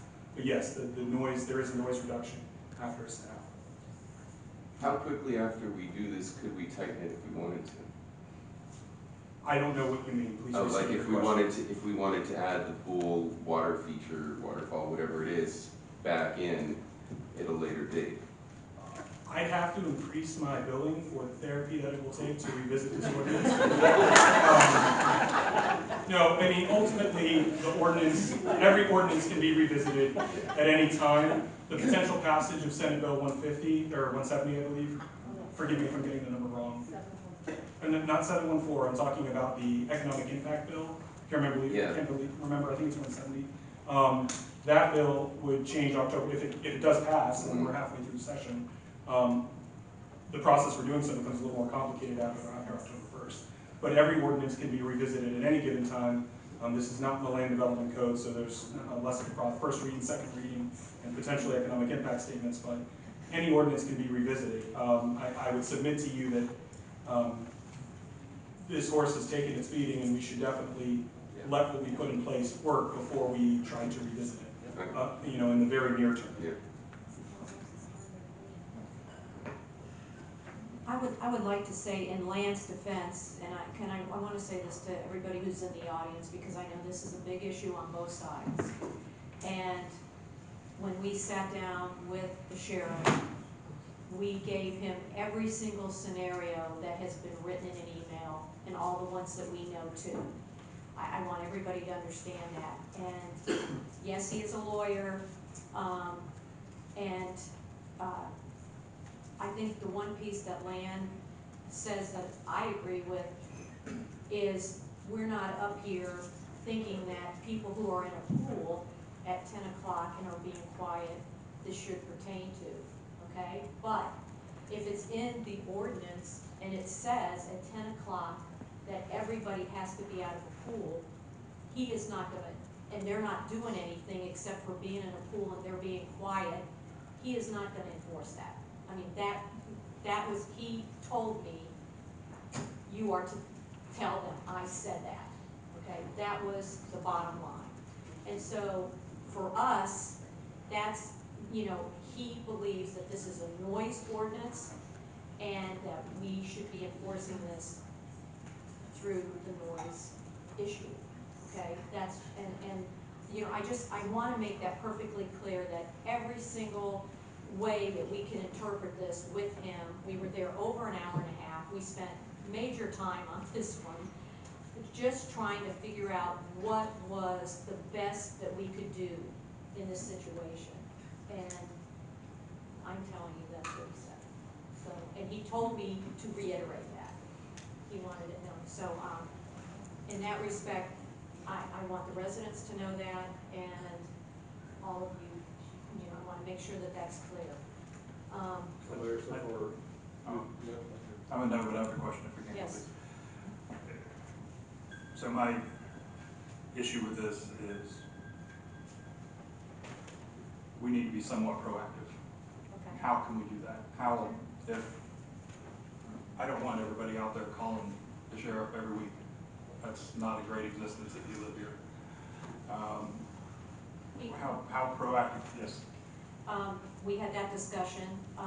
He is going to spend specific time educating the officers concerning this entire, which he read, and which he does think is good. He told us that. He said there is a lot of good stuff in this, so, that's helpful. How do we educate our guests, is my question. I know we're spoken about a plaque or that sort of thing. When it comes to noise, what, I mean, you don't have to answer me now, but what would that look like? I mean, will it stay quiet hours? Will it, pool or no pool? I could care less. This is about noise, right? So how are we going to proactively educate each and every guest that comes through these homes each week? Because it's Groundhog Day. They're brand new every week, right? So, how, I mean, besides Captain Leonard getting called 24/7 by residents, and every time I get a new guest, I got to pick up the phone, call the sheriff, you know. You know, the posting requirements, depending on what version of the ordinance you adopt, will have those type provisions in there. Okay. You know, one of the things that I showed y'all earlier, we showed y'all earlier is Holmes Beach has a little placard, right, scan, pulls up all the information. That's sort of detail, and of course the continual feedback and communication we have directly with the vacation rental operators. But specifically to your point, that's where they'll get the information. Will everyone read that and follow that? No. Because it's a revolving door, thousands of people that come and go, and some are good players, most are good players and some are not. But there'll be active information in the vacation rental that provides the basic do's and don'ts. One of the other things that I'll tell you that has nothing to do with whatever ordinance you have is that we're already looking at some decorative signage that would go into all the streets that would come off Gulf Boulevard that would remind people that you're entering a neighborhood, and, you know, a little polite way of saying welcome to play nice. We look at this other things, but will that stop all problems? Right. No, it won't stop it. I think there's a combination of things that the majority of people that come and visit, play, stay here would pick up that they now entered a residential district and they need to show a little kindness. I think there's some additional things that we do. Okay. Will not stop all of it. Just that it will not stop it. Okay. Thank you, Greg. Madam Mayor. Yes, sir. In light of current events, section 18-214, under advertising, it says no vacation rental may advertise as an event venue. Is there an option for us to put something regarding quiet time starts at 10 o'clock in our communities? I like that. I believe that language already exists in the required postings. We can certainly add it to the required postings in as much as it's my job to get you work product that reflects your discussion. I'm getting the impression that the consensus direction is not to restrict the hours of the water features, whether that be pool, spa, jacuzzi, or some other thing I haven't heard of yet, as it relates to the operation by short-term rentals. Is that an accurate representation of where this body sits on that particular issue? So that we can continue to advance the discussion. Yeah, Yes, okay, so at this point, that the consensus is we will not place specific restrictions around the hours of water features. Nothing in moving on from that restriction, none of that walks back the noise restrictions in the ordinance, the quiet hours. And by the way, one of the ways that I revised this ordinance between last reading and this reading was to incorporate more of the text from the existing noise ordinance that you have, and specifically cross-referencing those provisions within the short-term rental, so you can see where this is coming from, that's not really new language, it's just making it clear that it also explicitly applies to these properties. So I think we have resolved on first reading the issue of the water features. Are there other, Mayor, I would look to any further discussion from this body on other elements if you may wish to discuss.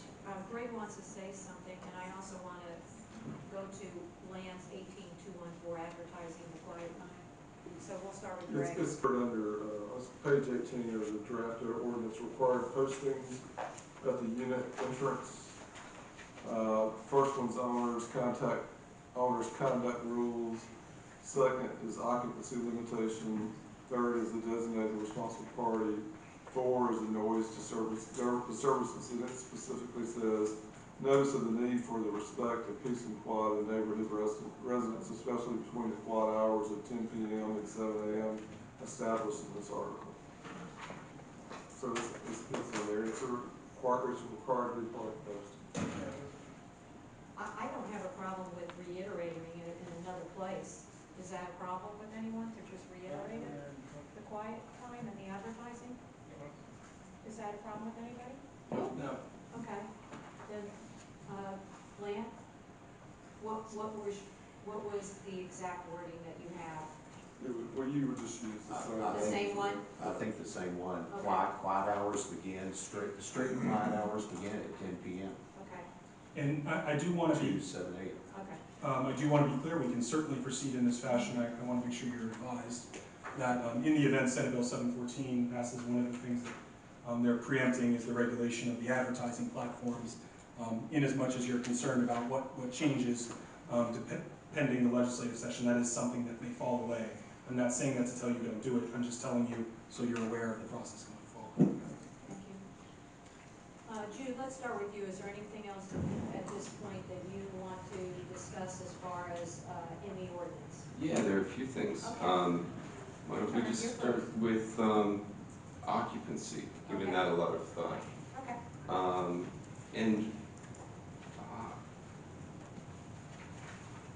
I'm not opposed to limiting occupancy to 10, or were we going to grandfather in 12 for the first 2 years or something? Was that the idea?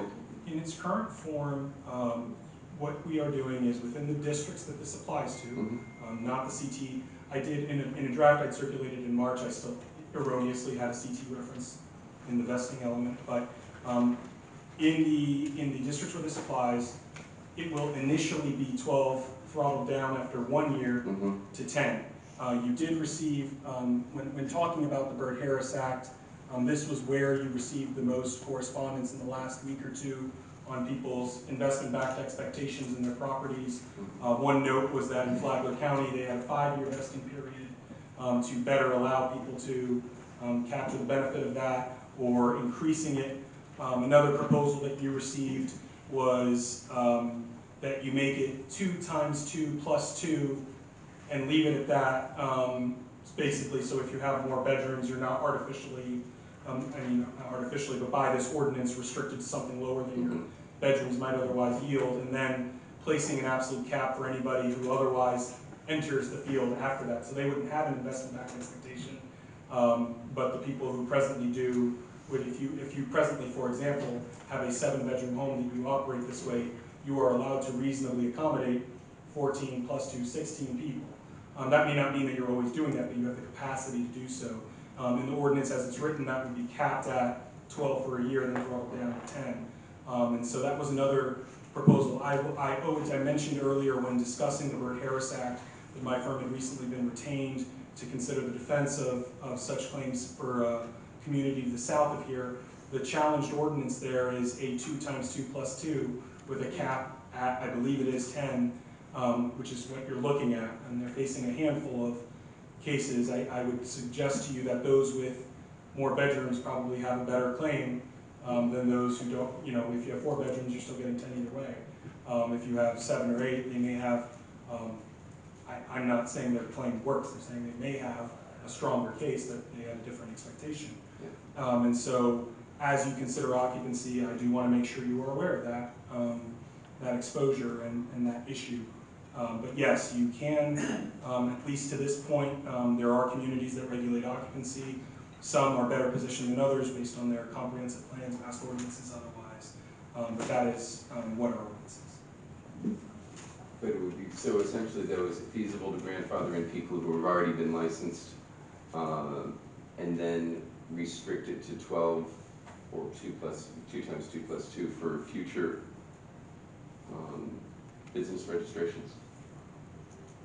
If I understood your question correctly, it was, do we say 2 times 2 plus 2 for everybody based on their present bedrooms, but then place an absolute limit for anybody after the effective date who lawfully enters our short-term rental registration scheme regime after the adoption date? Yes, that's something you can do. And would that would, I can't tell you that it'll eliminate your exposure to liability. It would certainly mitigate it to say if you had an investment-backed expectation, this 2 times 2 plus 2 is a more defensible formula if it's correlated to the actual bedrooms and not another additional limit. Again, I'm not saying that your present one won't work. It's again risk management. It's ultimately, for a lot of the legislative process, is risk tolerance. I've said that a few times. And I get the luxury of telling you, man, that sounds like a toughie, what's your decision? But what's your decision? Yes, sir.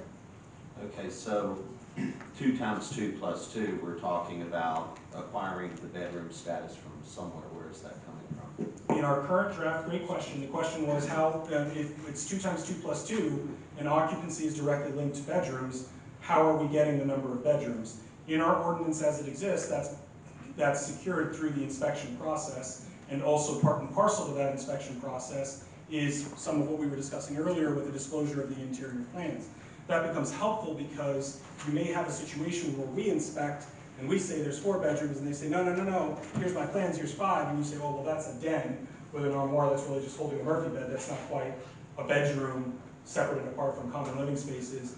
And you've seen those disputes play out in different jurisdictions. And so that's where we would get those disclosures of the the interior plans loosely of the property, as well as the inspections. Again, if Senate Bill 714 passes, that changes our ability to effectively inspect, because that's a condition of registration that is not A through G. However, it has not passed yet.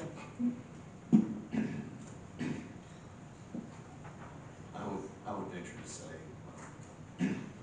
I'm okay with leaving it where it is. 10, 12, moving to 10. I was looking at Flagler, and I don't know if you've seen, and should anybody feel, an STR feel that they need more, then they say for those that desire a higher vesting, this is part of their code. You're familiar with it, yes, Randy, I'm sure. It says those owners that require a higher vesting occupancy and or different vesting schedule, the owner of the property may make application consideration of an alternative vesting benefit. That leaves us open to help defend against Byrd-Harris. Am I correct in that? Sorry, I'm just processing the question.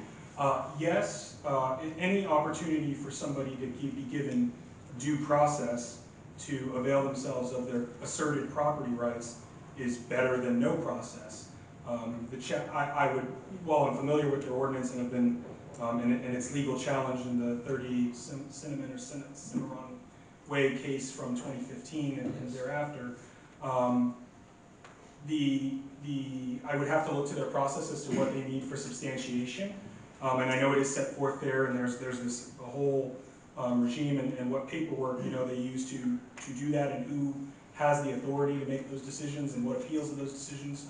That is a process that we could consider as a way to do that. I don't envy the officials charged with doing that, but that is, and it could be done by a special magistrate, which we, by your consent agenda, you've approved the manager to enter into those contracts. This was an email sent by one of our constituents, and all of us have it. It does have an attachment, and it's got the Flagler code in it, and it does have a list, A through J, of the process involved in that. But it does, and at the last paragraph, I'm not going to go through each one of the items because we have this, but it says, I would encourage it to be put in here as kind of like a insulation, giving due process. But it says the review process of an application for higher vesting, occupancy, or different vesting schedule under subsequent will, at minimum, will provide public notice to property owners within 300 feet of the subject property. Therefore, the neighbors around there will also know that this is being done as well. So we're involving our constituents that are having to deal with this. Who reviews it? I think that would be subject. It says submit the request of additional information, and I think that would be subject to what we decide as a commission with your input, Greg. I wouldn't imagine we'd have a lot of these either. Joe, do you have any? This is a number I've tried to ascertain, and I have no idea how many are above our 10 max, right? I mean, that's how many 5-bedroom, 6-bedroom, 7-bedroom houses we have in this. And here. That's a, what Member McCall, for those who couldn't hear, was saying is one of the challenges he's faced as a legislator in this process is not knowing exactly how many structures in the city are in excess of the, let's call it 5 bedrooms, or 5 bedrooms or more. And the reason for that is historically in Florida's communities, there was not a reason to have that data point. A lot of communities that have started regulating or embarked on this process in the last 6 or 7 years found that to be the challenge, which is part of why we have the inspection process, because we do not have that data point. There was not your living area ratio, your floor area ratio, what you want, how you wanted your floor plan to go was really what governed that. And as long as it passed Florida Building Code and certificates of occupancy and all that, you were fine. That's not a data point. The number of bedrooms in a structure is not a data point that you will ordinarily see. Yes, it is made in part of a listing. Those listings are not, centrally registered or anything. And what somebody calls a bedroom, as we've all seen Seinfeld, may not ultimately be a bedroom, as we're defining it here through the Florida Building Code. And so, with that in mind, that is the challenge that your commission faces on that issue. We've tentatively looked at that, and don't hold me to the exact number, but and keep in mind that the existing ordinance that we have applies to the east side of Gulf Boulevard from 5th to Bel Air Beach. And we believe that the number that fall in that category would be under 20. But here's the issue that I've raised about that process. And I get that if it was in an ordinance, you're providing a provision for somebody to ask for a waiver or whatever it's called. But in reality, if that was in an ordinance that you had, who's going to come in and support a waiver to allow more people in the house? Because we've had this discussion for months about the number of people in vacation rentals, and it's been made clear by the majority of people that live in IRB that they don't want the big houses with, pick a number, 14, 20 people in it. So you can set the process up, but is that really what we want to get into? Is that there's a waiver process to potentially protect us, but we all know how it's going to turn out, that every waiver request we have everybody will object to it because this is what we talked about for several months, is we don't want these large numbers of people. So Randy's correct, you can put it in there, but I think it's futile because, well, you know, it's in there, somebody asks for a waiver and they fill out all the forms. We give notice to the property owners, we run a legal ad or whatever else we do. Who's gonna walk in the door and say, yeah, I live down the street and I'm okay with 16 people in there? That's not gonna, it's not gonna happen. I would say what's set up there is what is more akin to a quasi-judicial process, in that there's criteria, you'd have to abide by the criteria. If they establish, depending on what criteria we select, if we do this process, the criteria would dictate what you want to avoid is people deviating from the criteria based on pressure and individual sentiments. I was looking at minimizing risk as well. Yes, sir. Anyone else, or why don't we take a stab at how do you want to go with this, Jude? We'll start with you. Who are you? Joe? Looking at Joe and so Jude. So, yeah, just as far as occupancy, I'm okay with the 10, with the 12. Sorry, my apologies. Fire codes. Ma'am, I'm sorry. There's no talking while the commission is deliberating. You will have a chance to speak under public comment. Joe? So back to me. So, like I say, I thought the 10 was thoughtful. It is in the neighborhoods. With the 12 to help combat or mitigate some risk to allow that. Personally, I would be open to a longer grandfather if that helps us in our risk mitigation. But I feel ultimately with just a small percentage of houses that the 10 and 12 was definitely thoughtful on this side of the Gulf. Denise? Yeah, I think that's suitable, and also, I think really what we're trying to regulate here is party houses, right? We don't want people coming in and having, 15, 16 people. And Airbnb in 2020 temporarily put a ban on party houses, like up to 16 people. But since then, they've indefinitely banned party houses on Airbnb. So even if they rented one and they have a party there, they can be evicted.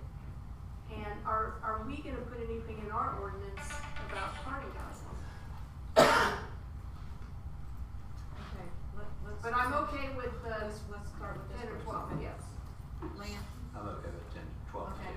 So I'm good with 12 to 10. I do think that given there are these 20 houses that are, say, a little non-conforming to that we should look at extending perhaps beyond a year or two the option of them sort of sunsetting them a little longer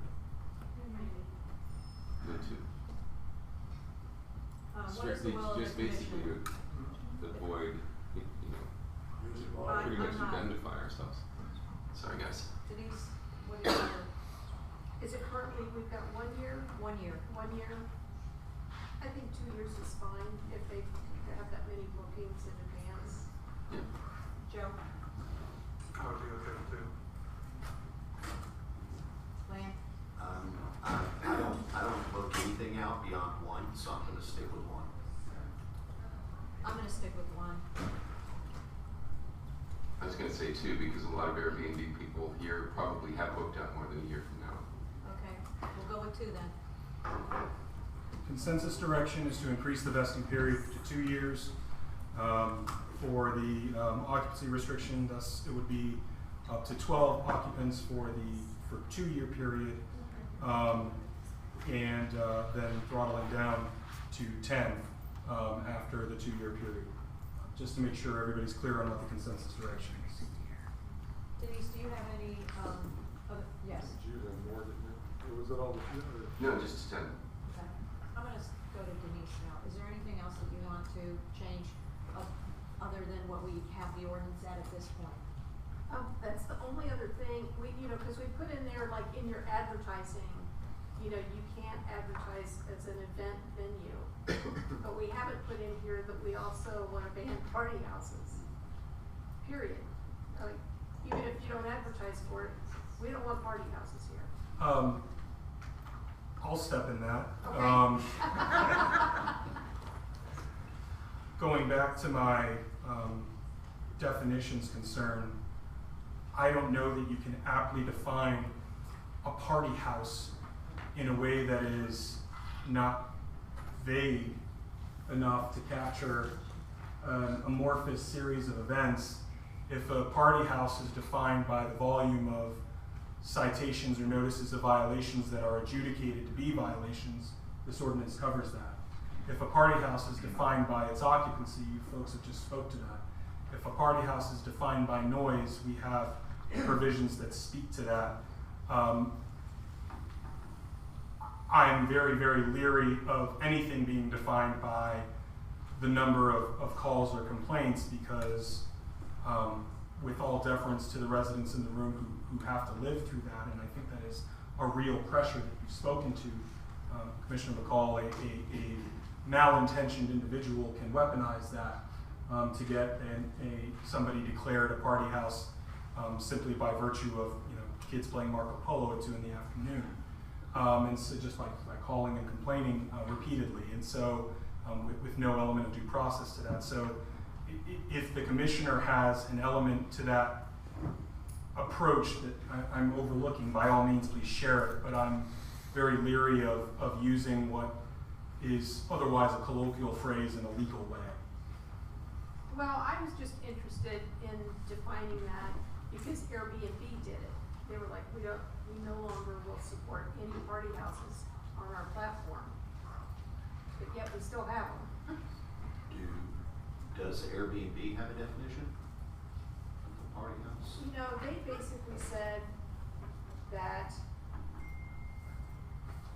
I'm looking it up while you folks discuss that, and I will, to the extent. Party house properties will continue to be strictly prohibited.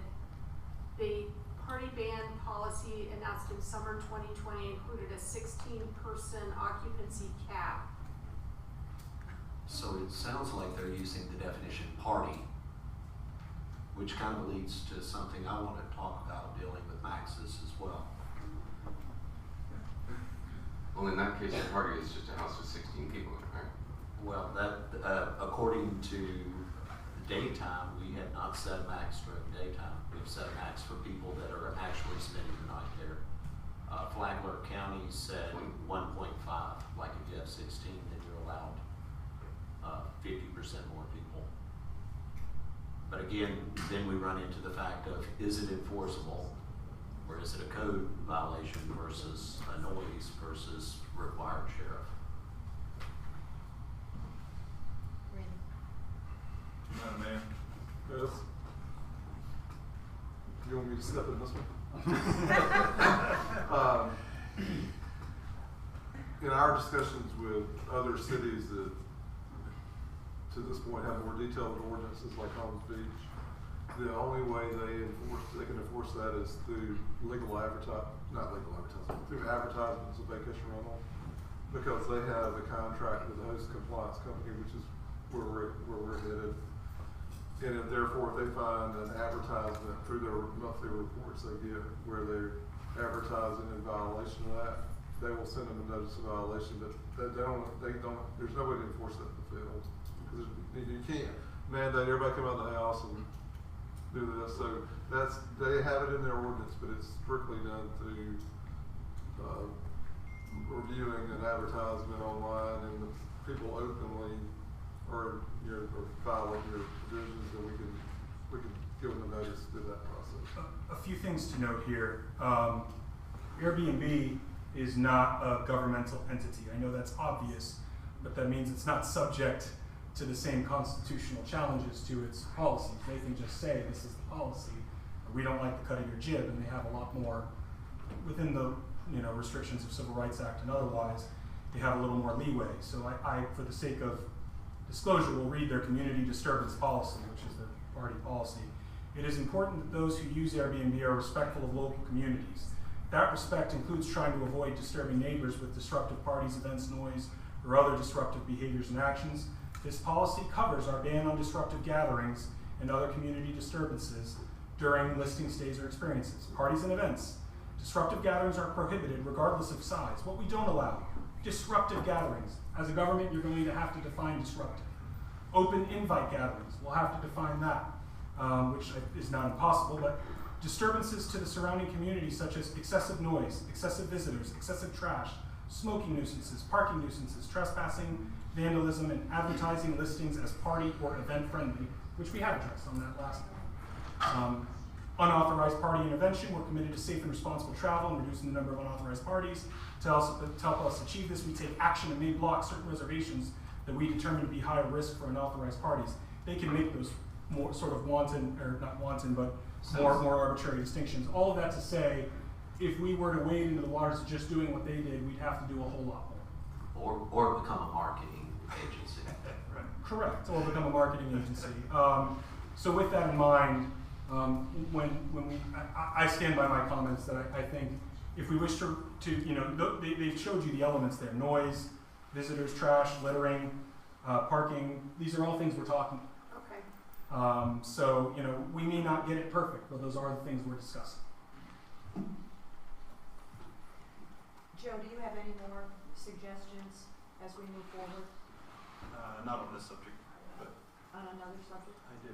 Okay. Of course I do.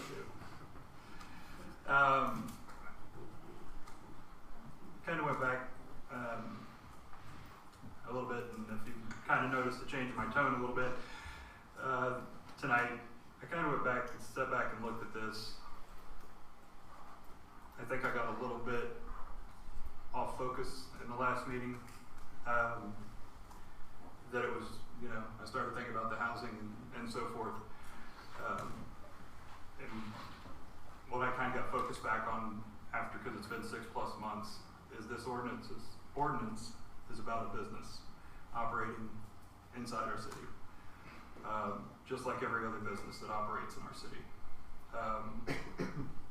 Any business owner here has to comply. I don't care if it's a restaurant, a bar, anything. So I feel what we're talking about and what we're enacting is in good faith with these businesses. And really, when I started this path, 6+ months ago, and this will lead into really what we're looking for, at least my objective was basically to address safety, the well-being of the community, and education, basically for our residents and our guests that are coming here, that are honestly, I know people don't think so, but they're the lifeblood of our businesses. I've seen a lot of you folks out there, but not as many as it takes to pay the bills.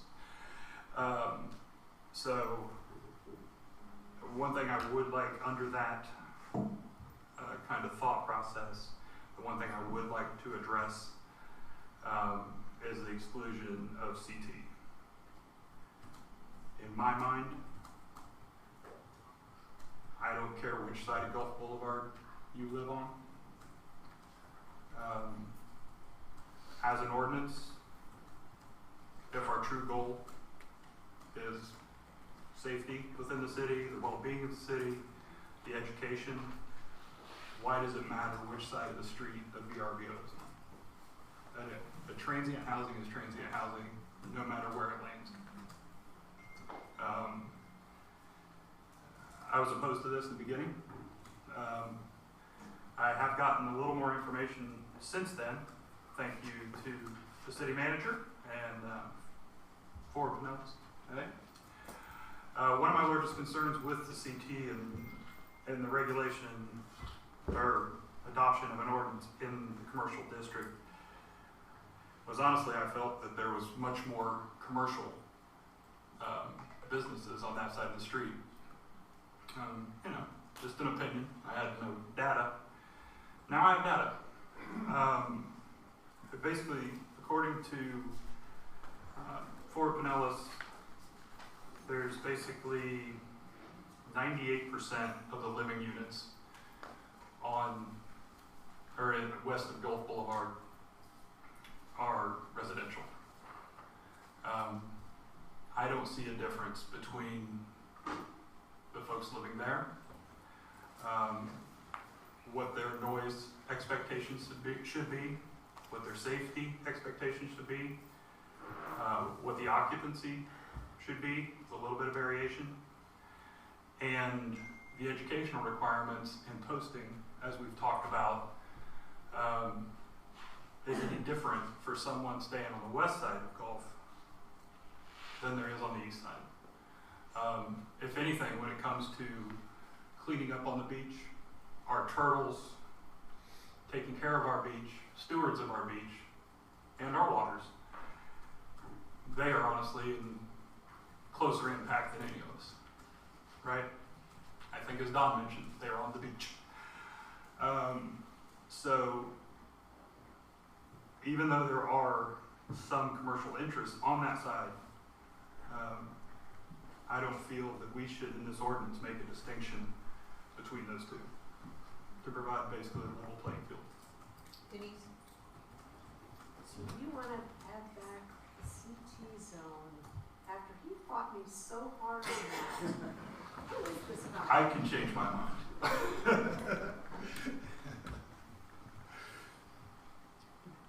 need to add. You want to think about it? I do. Okay. Yeah. Lance? Or I'm good. Jude? I'm good. That's the way.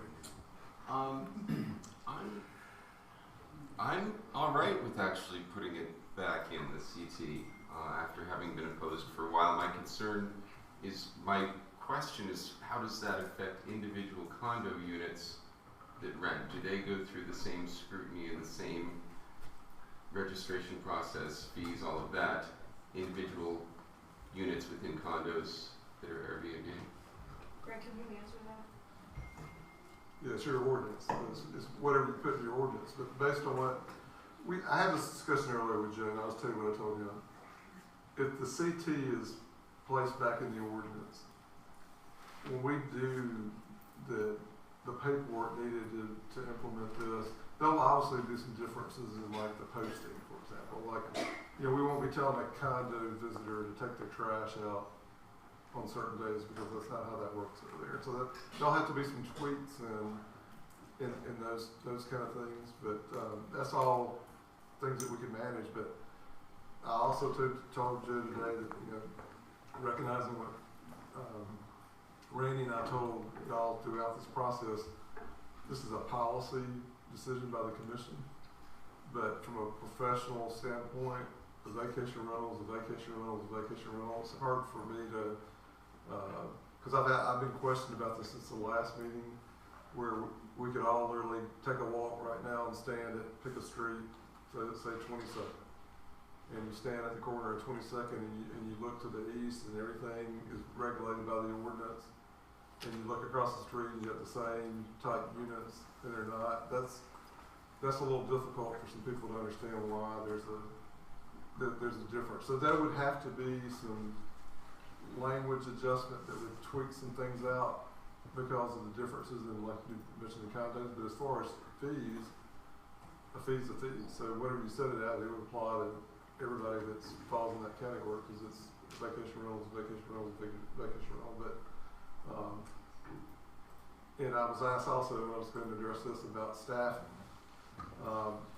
Holmes Beach, which we spent a good bit of time with them, they have 3 code enforcement staff people. They have 2 people in the office. They do more than just vacation rentals, and they're able to keep up with about 1,400 vacation rentals. So it can be done, but just as a disclaimer, I want to always retain my rights as a person that has to propose a budget. Whether if you go with a citywide approach on this ordinance, there's a lot of paperwork involved in tracking and receiving of the information and going through it and making sure that all the information's there, and then the inspections are scheduled and such. At a minimum, we would probably need an additional clerk person to be involved in that process. We have one person that actually works in finance that deals with business licenses. And just based on the preliminary numbers that we've gotten from one of the host, or from 2 host compliance companies, there's differences in numbers, but 14 to 1,700 total vacation rentals, and we know a good majority of those are not on this side of Gulfport, they're over there. So, but other than minor language clarification things that Randy and I may have to put in, if you put CT back in about postings and things, that basically would be all handled all the same. And I can just tell you, let the fire chief speak for himself, that we've had meetings with the chief, and their intent is, whether we have it in or not, is their intent is they're gonna inspect them all. And they're already inspecting condos and things on the west side.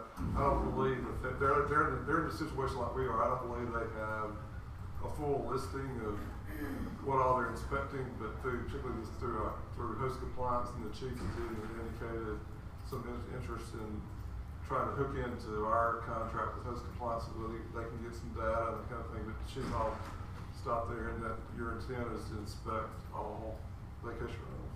Yes. So we've been working with city manager and Randy on some things so that we're not doing a duplication of effort, right? And we want to be able to help each other in the inspection process. But we're primarily just concerned about life safety of our visitors and our guests that are here. And in the Florida Fire Prevention Code, we have the responsibility, and as the fire chief, on the authority having jurisdiction for fire safety in this city. And the Florida Fire Prevention Code, we must, and with our charter, we must do inspections annually. And we cannot do inspections on single family or duplexes, right? Those are residential, but anything greater than that, a triplex or above, must have an annual inspection. So with the vacation rentals the way they are now, they're no longer considered a single family home, it's a business, and they need to be inspected. So we're putting together a program. It's going to be an ordinance of the fire district for vacation rental inspections, and it's going to be very simple.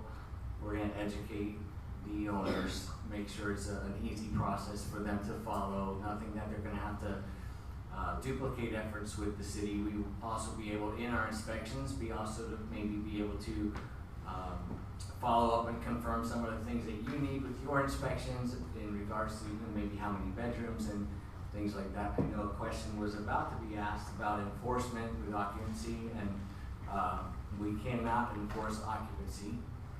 It's not in the code at this time, but we're just looking for the life safety. And it's all gonna be simple things that we're gonna help out the owners with.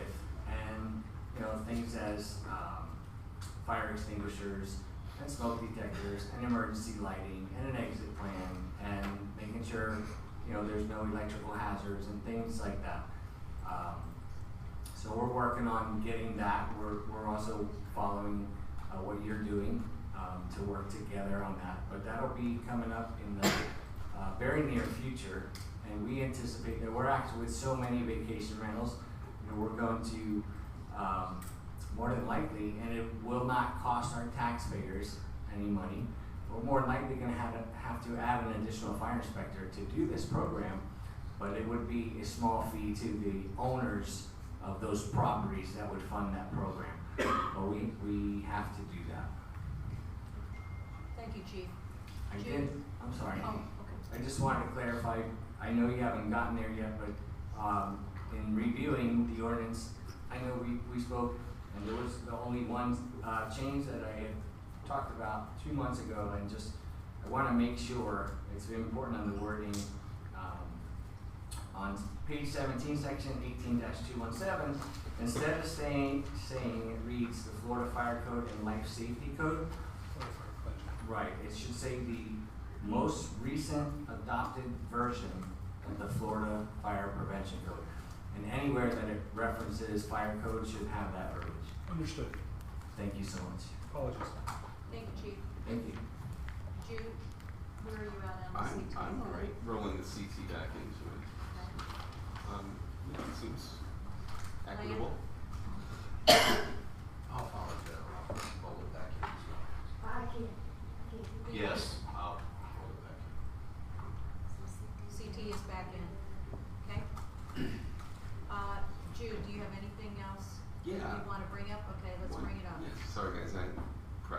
I would like to readdress the parking too, going back to the 1 space per bedroom minimum requirement.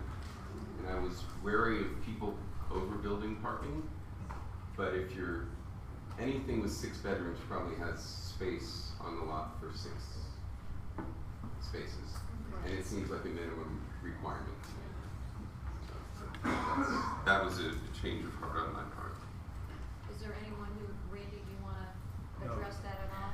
No, not yet, Under. Okay. I agree it needs to come back in, 1 space per bedroom, minimum requirement. Joe? Yeah, as I kind of stated before, it was removed. Just looking, like Jude said, looking at the sizes of homes. You know, a 2-2, probably gonna have a single car drive.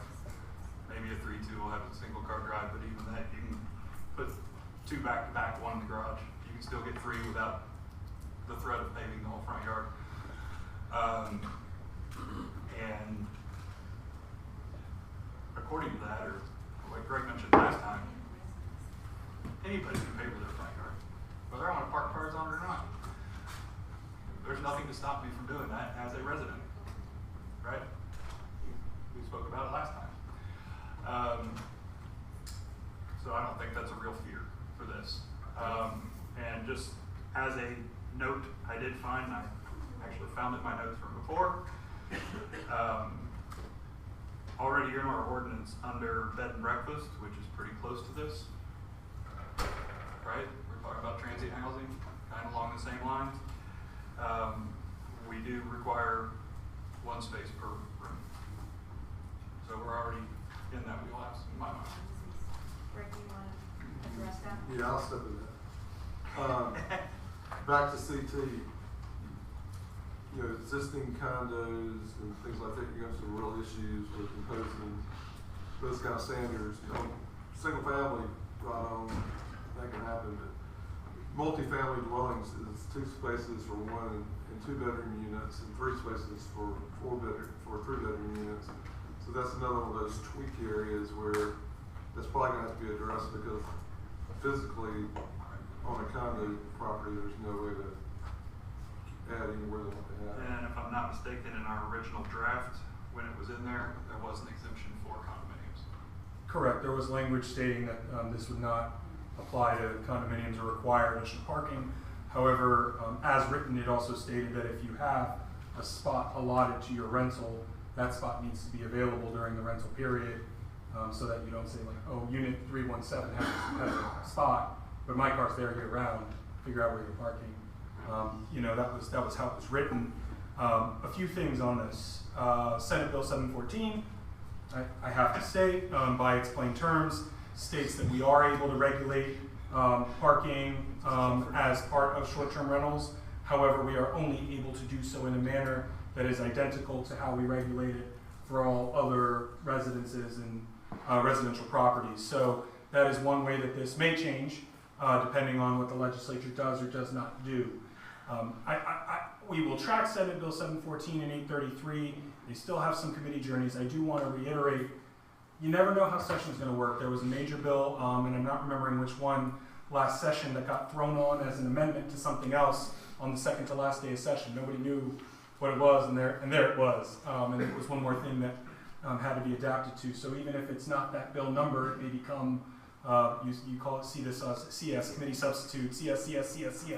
It's now traveling under the name of something else. So we'll have to track that. Another issue on the parking element, as Greg noted, we would have to, that is an idiosyncrasy we would have to address. As I'm seeing it right now, the general, at least 3 of you have indicated a willingness to move towards 1 space per bedroom. The other issue that I in deference to my colleagues on the enforcement side of this, you know, Captain Liners sort of alluded to this already once this evening, but when you talk about parking and enforcement, they have to make provision for it. That's a requirement of the owner, that they have the spaces. That's not by itself a requirement that somebody park in those spaces, and the challenge that your enforcement folks may face when there's a car on the street in determining, oh, that car is, you know, oh, that car's with the rental and not with land 2 houses down. And it won't take long before people learn which house to say they're with You know, to that same end, so I've heard some suggestion, oh, we'll look for out-of-county and out-of-state plates. That's by itself not a great marker. One can be suggested as a form of targeting potentially, but also, you know, we all have relatives who visit us, or maybe your car's registered at another address. We've had several owners say, hey, I live in Hillsborough County, this is my property, and you know, just because my car is, you know, parked on the road while I'm doing yard work or otherwise, when it's not being used as a rental, shouldn't be an issue. So that is an administrative enforcement level concern, that what you're talking about is the requirement of what is provided, not necessarily of how it is used. I just want to make sure we've got that distinction. And what I'm hearing so far is at least 3 members saying we should require that they provide 1 space per bedroom that is being rented. You know, and so, and the assumption is at least that if you have more than, let's say, 3 bedrooms, you likely have a larger property, or the means to fit those vehicles in your garage, on your driveway, or in a new substrate that you will create as your driveway. So that's where that stands. I'm seeing general consensus, but I don't want to mischaracterize it. So if I have, please let me know. Yes.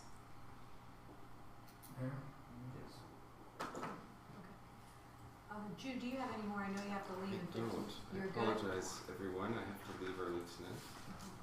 Thank you all. Lan, do you have anything?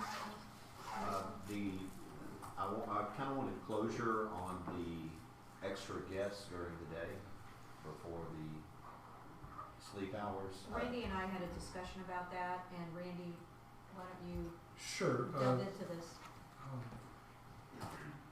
I really promise to those who don't come to these things, I really don't like talking this much, at least not about this stuff. The question was about extra guests. There's been a narrative, characterization, discussion around this issue. Your code temporarily, and Greg, if I use the wrong term, please let me know, either under temporary use or special use permits, your code says that a gathering of more than 49 people requires a permit. This is ordinarily used towards weddings on the beach, larger gatherings in your district. There's, I think, limited exception. I can't remember if there's presently limited exception for holidays, but generally speaking, that's the requirement. That number of 49 appears nowhere in the short-term rental ordinance. That is not a number that came from this ordinance. I said somewhat in jest with the mayor that, you know, if every resident in this community wanted to have such a gathering and actually had that many friends and family, you could ostensibly do it. If you wanted 45, that's not 49, you could do that. It might look something like your boat parade night or something like that, but there's nothing that prevents residents from doing that, and the question then becomes one of on some level, as the chief said, can we do it in its equitable application? Or sorry, not chief, but sure, let's go with it. Sheriff Captain Liner, thank you, Captain Liner spoke to, and so the question of the number of guests, if we did change that number, where that number is coming from would be a separate ordinance change. You could put something in here, and Member Vaughn has spoke to one calculus that another community uses of 1.5. When you did raise that, initially we were on another topic. The manager had discussed the practical enforcement. At our one of our first workshops on this, we were joined by a member of code enforcement from another jurisdiction in Pinellas County who said, when we look at enforcing occupancy, just the people in the building, that's regulated on the advertising side, not on the present side, and that goes a little bit to the Chapter 162 calculus that I was telling you earlier. We've got to substantiate that. Somebody's got to go and swear before a judge or a special magistrate, as it were, this is my evidence to substantiate that they had, let's say the number is, 22 people, and they had 23. What is our evidence of 23? Did we get 23 people on a wall and take a picture? How do we know that those people were, in fact, not just, swinging by to drop off Pampers or whatever else, that they were in fact a visitor? I know that seems pedantic and absurd to some who are saying, I see that. But when a deputy gets a call, let's say we establish a number at 20 or 30 or whatever the number is, if the deputy gets a call, hey, I suspect, or I reasonably believe the property next door is in violation of the occupancy limit, they're going to knock on the door. They can't compel everybody in that building to march out the building and be, subjected to an interrogation as to their reasons, motives, and presence there. If you suggest otherwise, Captain Lyon, please tell me. But that's really the challenge with enforcing an occupancy restriction. And so typically, and again, it's sort of as to the pool thing, it leads to dissatisfied constituents who say, I was there, that devilishly handsome attorney talked so much, and you guys arrived at 23 guests, and I'm pretty sure there's 24, and you're not doing anything about it. What gives? And so that becomes the challenge.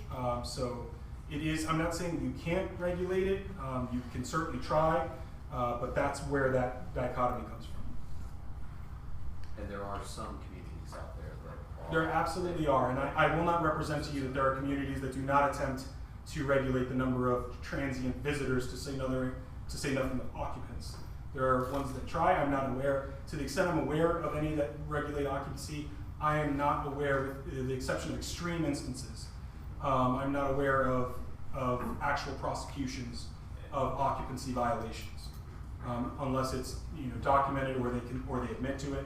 Hey, we're here. We've got 30 family members here for a family reunion, and we're all sleeping here tonight. Usually, people are astute enough not to say that. And Greg, you were talking about the third party actually regulating this. Am I correct? The maximum occupancy, or what we're talking about is the host compliance company. yes. Through their advertisements is how cities that have those provisions, that's how they enforce them. They don't, Okay. they don't enforce them in the field, because there's no way to do it. Yeah, I would But expect but that. they enforce it, and they come across them, well, they'll be forwarded as a monthly report or whatever frequency they're on, and they'll have John Smith advertising his vacation rental, for whatever the number, that's how they do it. And it's back to what Joe said earlier, I mean, you put things like that in there, and it's probably more for educational purposes. And my experience in my career dealing with code enforcement in a lot bigger cities than IRB is that any ordinance that you adopt that's well thought out, there's been a lot of time spent on this, is that when you adopt the ordinance, the overwhelming majority of people that have to comply with it are going to comply. It's just the small number, and that's why you took the important step that you did earlier with the magistrate on those accepted situations. That's how those are resolved, and I can just tell you from learned experience that setting up a magistrate or set up an environmental court in one city that I worked in, it only takes a few of those to be processed through, and that educational bit comes pretty quick. Because if there's somebody's fined daily, so that's kind of how that works. But emphasizing what Randy said, and we've had extensive conversations with Captain Liner and the sheriff, is that just don't want the public to believe that if there's a number that people are going to be paraded out of the house, because that's not gonna. And I would respect that. I was just trying to get rid of Denise's party houses. At this time, is there anything else for the commission? Because what I would like to do is close our comments and open the comments for the residents if they'd like to come forward and do 3 minutes. Is there anything else that any of you would like to say before I do that? Nope. No, ma'am. Okay. I would just remind the commission that we are providing Zoom, so if we could do like this, we're just gonna go back and forth. Matt, we'll go back and forth with Zoom. I'm gonna start with, I'm gonna open the public comment to residents. You'll have 3 minutes. Please state your name and your address, and you may come forward whenever you feel like it. Hi, John. For the sake of division, just for the sake of clarity, and my apologies for the interruption, public comment is open to all present, regardless of how they may identify as a resident, a guest, an owner, a trans, everybody can speak. Yes. Mr. Gansdale, can you bring the mic up to you so you can speak directly into it? Even higher like this? Is that okay? Yes. Yeah. Is that good, Ian? Okay, great. What are you gonna do now?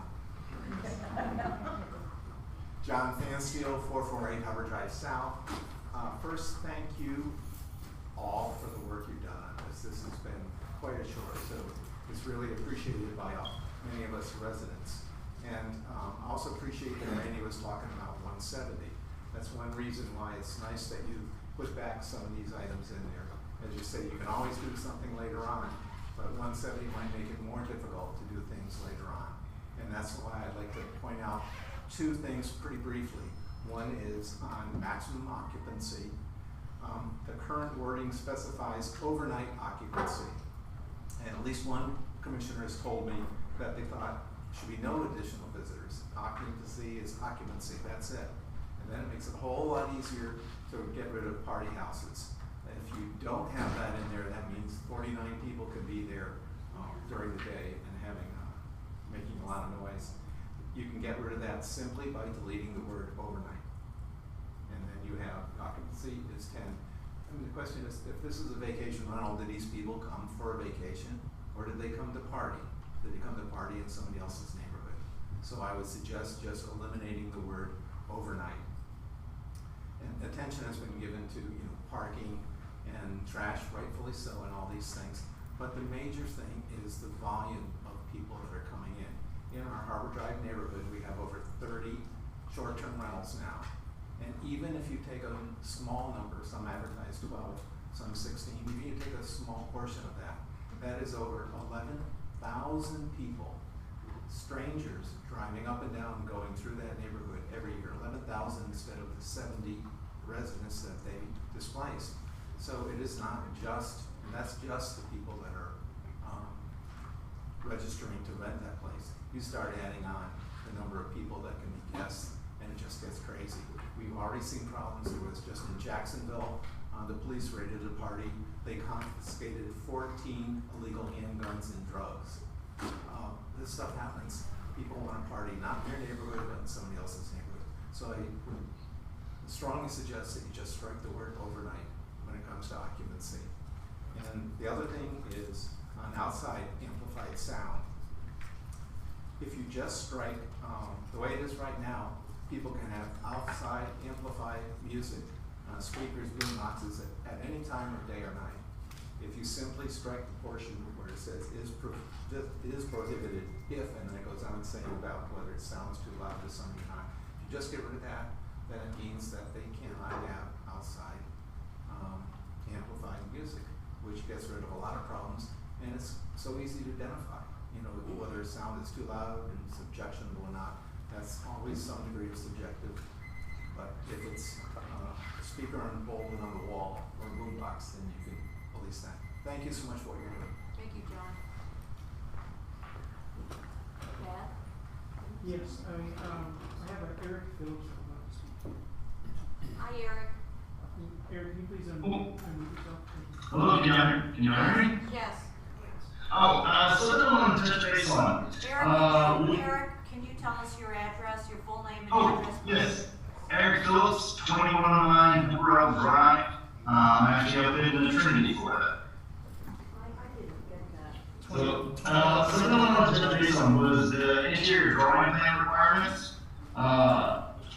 Now, I'm curious if you were going to have a P stamp requirement on that, and how it would affect the onboarding costs of anybody wanting to use their property as a SDR, or if just a normal hand-drawn plan would suffice. That combined with the inspections and the fact that the inside of the house is posted all over the internet, I was just curious as to how it would affect the property owner, really. And I just wanted to make sure it didn't get too burdensome on them.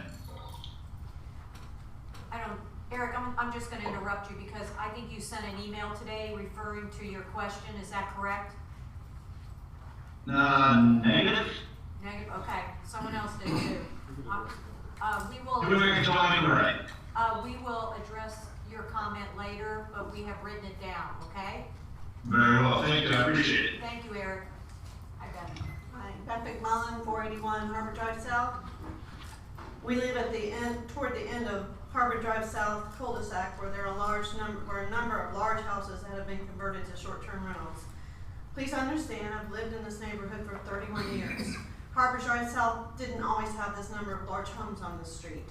Over the years, they've been built on either the last remaining lots or houses were torn down and rebuilt into much larger homes. I make this point, so that you can recognize that this same transition is capable of occurring elsewhere in the city. Even IRB streets that are filled with predominantly smaller homes have this potential in this current short-term rental atmosphere to be torn down and rebuilt to accommodate a much larger square footage. 4 of the recent sales for houses converted to short-term rentals very close to us have been sold for $1,200,000 in 2017, $1,500,000 in 2021, $2 million in 2021, and $2,300,000 in November of 2022. Another very large house 2 doors east of us was put on the market this past week or a couple weekends ago with an asking price of $2,600,000. In 3 days, it had a pending sale. We expect that this will be another short-term rentals just a few houses away from us at the end of this cul-de-sac. With this in mind, and this deep-pocket investor thirst for residential homes in IRB, we believe it's only a matter of time before smaller homes in and around IRB are torn down and rebuilt to increase occupancy and offer a competitive edge for the short-term rentals. This is in other parts of the town. Or is this already occurring? We took a bike ride and we saw that some of the houses that are jammed up with short-term rentals are being renovated. So when occupancy limits are being discussed and decided on for larger homes, keep in mind how our neighborhoods are rapidly changing and the potential for what is to come. When you talk about the 2 years that you were going to grandfather that in, if this other short-term rental becomes, or house that's sold down from us, becomes another short-term rental, that's 72 people at the end of this cul-de-sac for the next 2 years. I just want to know, how would everybody want to live, or how would you feel living with that many people coming and going at the very end of a space you can't get away from? They're just there. The only other thing I want to mention is in a past meeting, someone suggested that the city have a call center to be available 24/7 to deal with the problems. I want to make sure that my opinion is that I vehemently disagree with any of the taxpayer monies in this city or the city paying for a call center to monitor the short-term rentals. It's their home. They can monitor themselves the same way we do as well. Thank you. Thank you, Beth. Matt? Adrian Dawson, please unmute your microphone. You're recognized. Hi, Adrian. Hi, Cookie. Sorry I couldn't make it tonight. That's okay. What can I do for you? So I'm at 2008 Gulf Boulevard. This is the Gulf Breeze Inn. I'm very confused on why CT came back into this discussion. The reason being is we have totally different rules, regulations, life safety standards that we have to follow that residential doesn't. CT, with the hotel being in the CT zone, we don't ever get any complaints because we have all these rules. And I don't think the residents realize on the residential side of zoning, all of these regulations we have to follow.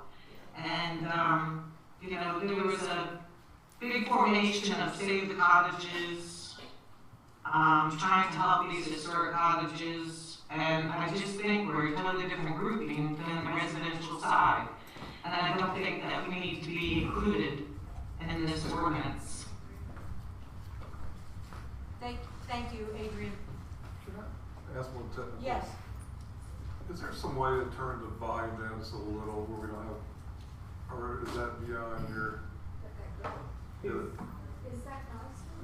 No, he can do it. He's got the. City Manager, if you're asking to try to remove some of the reverb, I believe if I turn the microphone down on the projector, that might help. Okay, let's try. Thanks. Good evening, Gary Huggins, 814 Beach Trail. That's between 8th and 9th on the sand. Thanks for all the work that you guys have done. I just became a little triggered when I heard commercial tourists come back into this residential mess that's going on. Been following it for about 5 months, and I'm kind of lost when I just heard a number of 98% of all the homes are residents on the Gulf side, although there are 1,900 registered short-term rentals. I don't know how those numbers play out.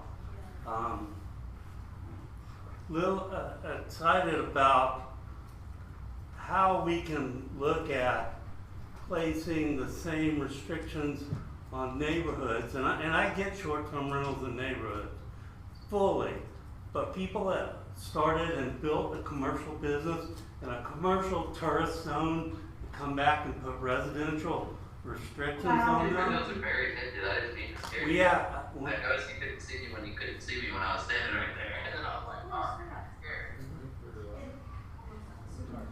I don't think he quite got it there. I apologize. That's all right. Many of our guests that book vacations on commercial tourists, their flights are delayed. They arrive at 9, 10 o'clock at night. That's the way it happens, folks. They're carrying suitcases up 9:30 at night, and yet we want to go into them and put the same restrictions on them. You talk about parking. Condos, we don't have parking issues. Garbage, we don't have garbage issues. We have dumpsters. I mean, all these things that you're placing upon residential, to come back and put it on the condos on the Gulf side and a commercial tourist, I wish that this hope that you guys will rethink that. Thank you. Thank you, Gary. Matt, do you have anyone else in Zoom? No, Madam Mayor. Thank you. Is there anyone else? Hi, Diane and Bob Lincoln, 333 6th Avenue. We are an owner-occupied short-term rental, and we are requesting strict rules by the commissioners. We've operated our short-term rental under the original premise of Airbnb, which was sharing their house and meeting their guests. Indian Rocks Beach has become investors buying homes in residential neighborhoods that sleep 20, host bachelor parties, and 24-hour pool time. As a short-term owner and resident, I've attended many of these forums and listened to both sides of the story. So what I did is I requested the sheriff reports to talk about the facts on our street. There's about 10 short-term rentals on 6th Avenue. We've owned homes on the street for over 30 years. In 2022, the sheriff reports on 2 large short-term rentals on our street. There were 14 sheriff responses. 1 was due to an overdose, 8 noise, 3 parking, and 2 golf cart related issues. 4 of the noise reports were after 2 a.m. and in the pool. IRB short-term rentals need pool restricted times. We, as owner-occupied, have a pool limit of 10 p.m. to 7 a.m. accordance with the noise. I also requested the same data on these 2 properties for the last 10 years when they were owner-occupied, and there were 0 incident reports. These sheriff reports have been sent to the code enforcer of Indian Rocks Beach, so you can check the data. Last month, a short-term rental guest staying on our street was driving under the influence. He hit a utility pole and caused outages for over 8 hours on our street. I requested similar reports for these types of incidents on 6th Avenue for the last 30 years. 0 incidents of a similar fashion. All city commissioners were also sent a video taken from the Windrush condominiums of a large party that the street had of the short-term rentals in December. The sheriff responded twice that night to noise complaints, and the details of these parties could go on and on the events. In fact, Saturday, there was a wedding. The DJ speakers were so close to our property, couldn't even sit out and enjoy the sunset. We can even tell you the entire playlist. Indian Rocks Beach needs short-term rental rules, capacity limits, no events, pool hours, parking regulations, and quiet time. Thank you. Is there anyone else who'd like to speak at this time? Hi, Paul. 124 13th Avenue, Indian Rocks Beach. A couple things I wanted to address, and one was at the beginning, the taxation without representation. You can vote where your home of record is, and if your home of record isn't where your business is, then you don't have the voting rights that residents have.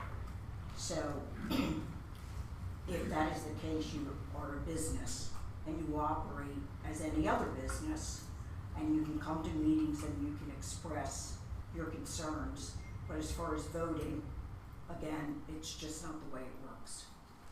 Furthermore, it's not true what was said, that if you knew that there were short-term rentals, then you live with it. You moved here. I think it's reasonable to say that most residents didn't know that the short-term rentals were going to spread like a virus, as it has. So, to that point, I mean, people are just going to have decisions to make. I feel for all of you. It sounds to me like the cards are stacked against the residents. I mean, you know, just to hear us going through all of the laws, and we don't want to get any lawsuits or any pushback on these things. Really, for residents, the cards are stacked against us. And that's something that, if the state changes it, we're going to have to live with. And whatever you guys decide, we're going to have to live with. I'm no longer going to be upset with the short-term renter owners or the short-term renters, because it's not their fault. They come to enjoy it. It's our fault if we allow what we allow here. And again, after hearing this particular meeting, it does sound like the cards are stacked against the residents. And I don't know how all of you are going to maneuver this situation, but I hope to God you can come up with something that will help us residents. It does sound to me from this meeting that all of you are trying. And just one other point, in the future, and as all of you that are here have done, I would prefer that people we elect show up at the workshops with notes and messages from the community prepared to work, which again, I've seen. There are some that don't. We don't want to hear what you expect when you go on vacation with your family to your Airbnbs. We would just prefer you represent the community and be professional. Thank you so much. Thank you. Okay.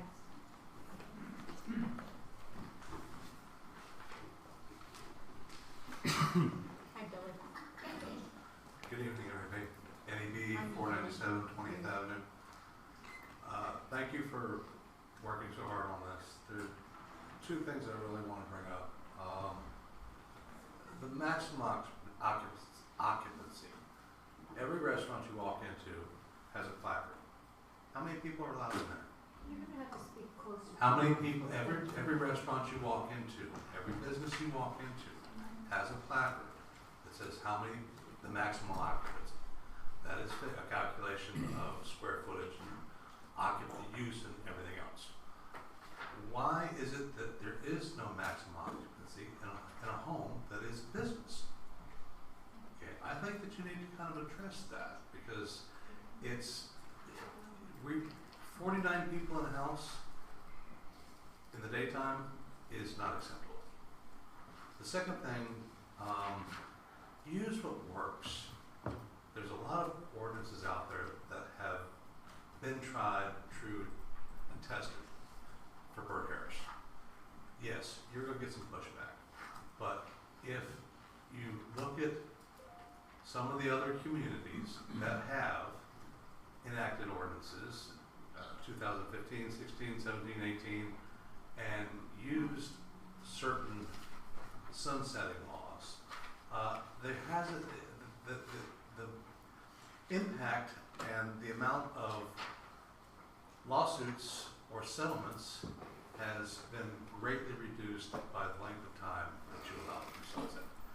I understand this problem with that, but it could be a big financial problem if some of these short-term rental people believe that they have not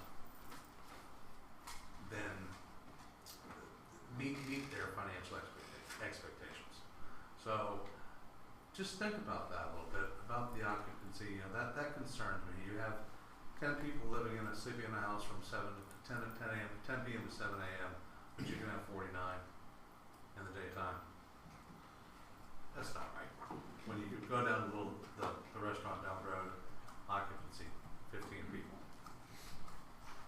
So, but be careful, because the law is very specific as to, you know, what is your occupancy, what are your rights, what are your financial expectations, okay?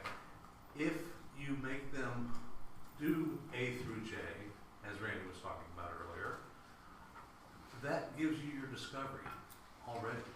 You know what their defenses are. It saves huge amounts of legal bills. So why not use it? Thank you. Thank you, Eddie. Matt, do you have anybody else? No, Madam Mayor. RB? R.B. Johnson, 1206 Beach Trail. On behalf of my wife and myself, I'd just like to express our appreciation for putting the CT zone back into the ordinance. Obviously, it's not the condos and the motels that are a problem, or problem west of Gulf Boulevard.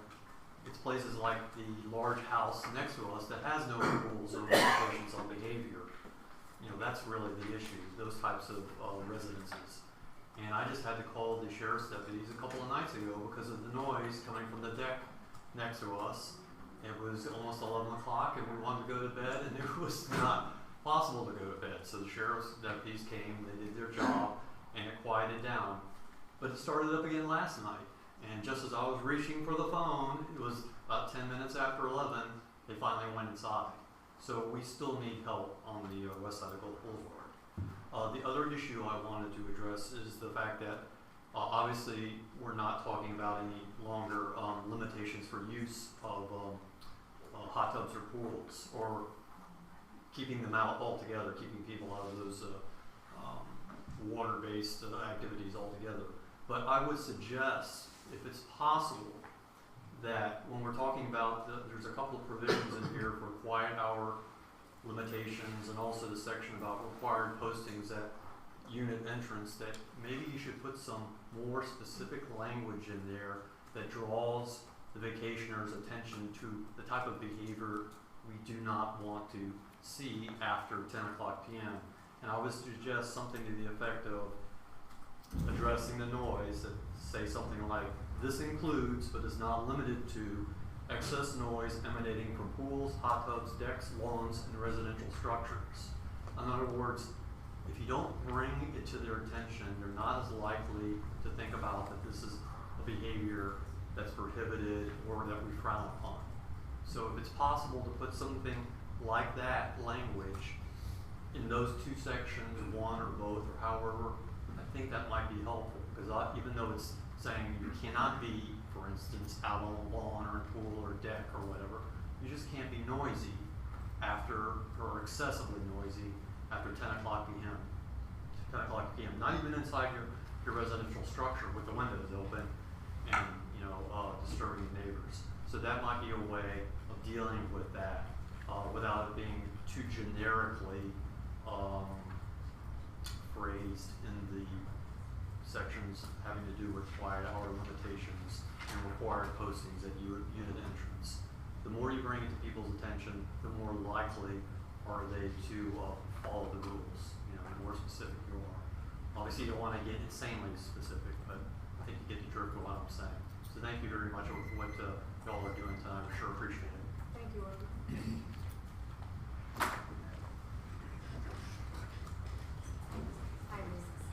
Good evening, Madam Mayor, members of the Commission.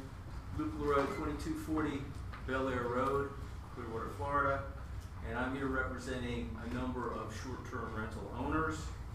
And I will reiterate for the record yet again what a pleasure and privilege it was to work with Mr. Mora in our many conversations on this ordinance.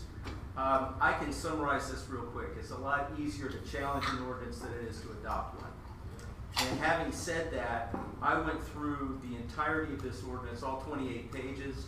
I had a number of different concerns, a lot of them dealing with the enforcement, the definitions, things of that nature. But my clients are sensitive to the messages that they've received from the community. And obviously, this is a very proactive ordinance. In fact, it's probably one of the strictest ordinances, if it's adopted as is, one of the strictest ordinances dealing with short-term rentals in the entire state of Florida. I was curious as to how Mr. Mora would comment on the pending state legislation. That could change the entire outcome of everything that you're trying to achieve here. I don't know if it might be worth tabling this. Obviously, you want to get something on the books. You want to make sure that you react to the people that want to see something. No problem with that. And I'm sure that whatever is adopted, there could be accommodations and adjustments made for that. The reason that I took so long to be able to articulate what my clients are concerned with is that they wanted to limit me in the different things that I felt were perhaps subject to challenge. And there are only two things that they have any real concern with.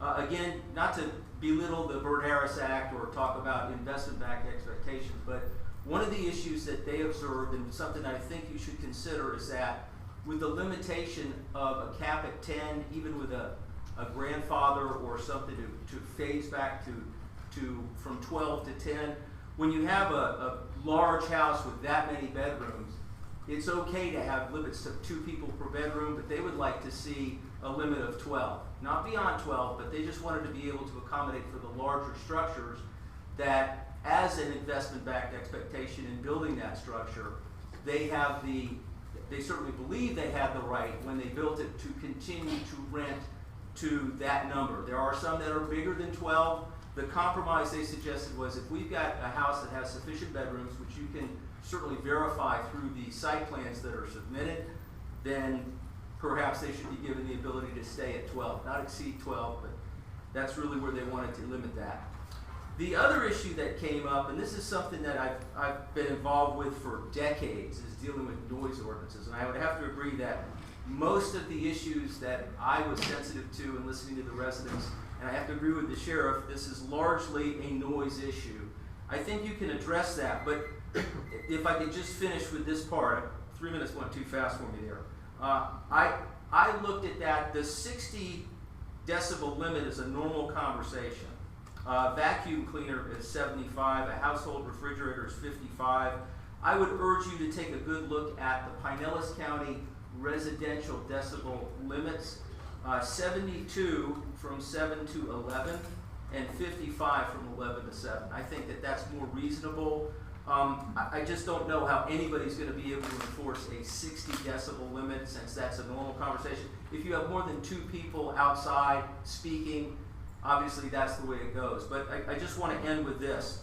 The advertising and all of the other things that you have considered and that Randy has so carefully put into this ordinance, I think it's going to address everybody's concerns. I don't think that you've let anybody down that's a resident that wanted you to regulate to the highest level that you could. And you know, the notice about your vacationing in a residential area, please be a good neighbor, etc. My clients have always done that. I don't think anybody has any problem with doing that, and I think that we'll be able to find some peaceful coexistence on this very controversial issue, and I appreciate the privilege of addressing you tonight. Thank you. Thank you. Is there anyone else who'd like to come forward at this time?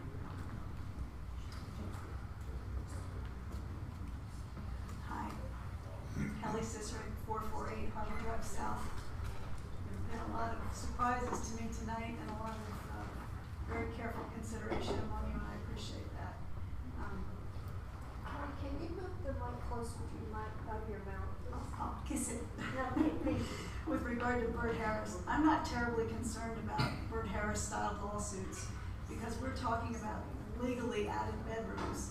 I think we have very few legal bedrooms over homes with more than 5. I know there's a few out there that have finished off their lower living areas unpermitted and illegal, but I think when you get into legal bedrooms, you're not gonna find that many houses that really have 5 or more. Anna Maria has had the experience of having to negotiate Bert Harris claims. They have done that successfully. They still have their original 2015 ordinance, and they have dealt with individual properties and negotiated on an individual basis when they did have larger occupancy legally added.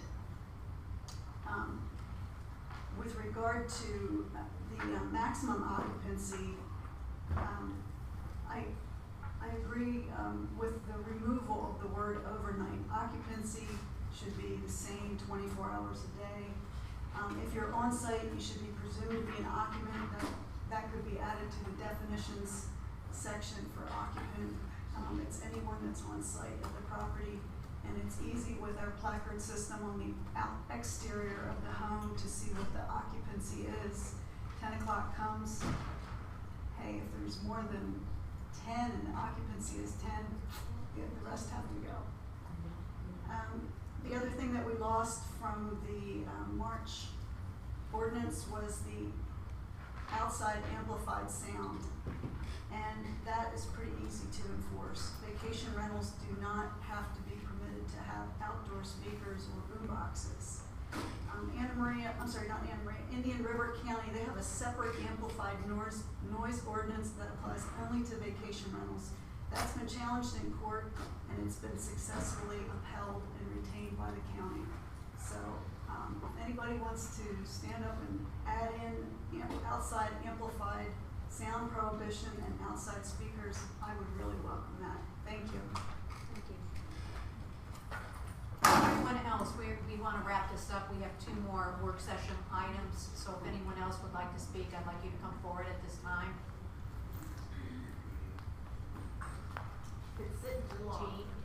Jean Scott, 420 Harbor Drive South, Indian Rocks Beach. I just have a question, and it has to do with the hours for the beach. Because we had an incident the other night at the Reef Club, and there were large groups of teenagers there, and the security guard tried to make them be quiet and sent them to the beach area. But is there any hours for the beach? We will address that later. Okay. But we'll definitely let you know. Okay.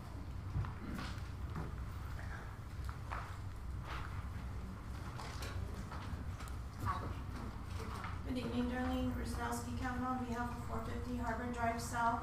I just want to make some notes here that I didn't speak about before because I don't want to repeat myself from before. I spoke to the FWC officer last month, and I recently found out that the jet ski rentals have to be specially have permits if they're being rented. And the officer told me that they're having a huge problem finding out from these SRTs of what is being rented and what's not. So when they're out on the water, going in our backyards, people are renting out the jet skis, part of the SRTs, and they don't have permits. So I don't know if that could be addressed, or if there needs to be signs in the backyard, or I don't know, maybe there needs to be another conversation about that. Regarding the noise, I just want to point out to you guys that not everybody here just has one neighbor in the backyard. When you're on the cove of, like, for example, Harbor Drive South and Harbor Drive North, you have like 50 residents or neighbors in your backyard. That's a lot of neighbors. So if one person makes noise, another person makes noise, that's a lot of noise in your backyard. So with the SRTs now and having parties, and if there's amplified music or parties, that's just a lot of noise. Parking, that's just another issue. If you could just remove street parking or limit it to 2-hour limit and exclude maybe maintenance or, of course, lawn equipment, that would help a lot because everybody's now parking with these large houses that are being built, and they're illegal parking, like Kelly said. They're not parking in their garages that are designated. So they're parking in front of our homes, and they're coming and going with a large amount of traffic.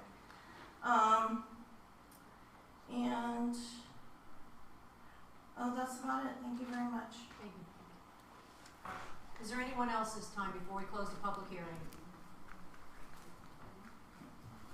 Hearing none, I'm gonna close the public hearing, and with that, I can address it.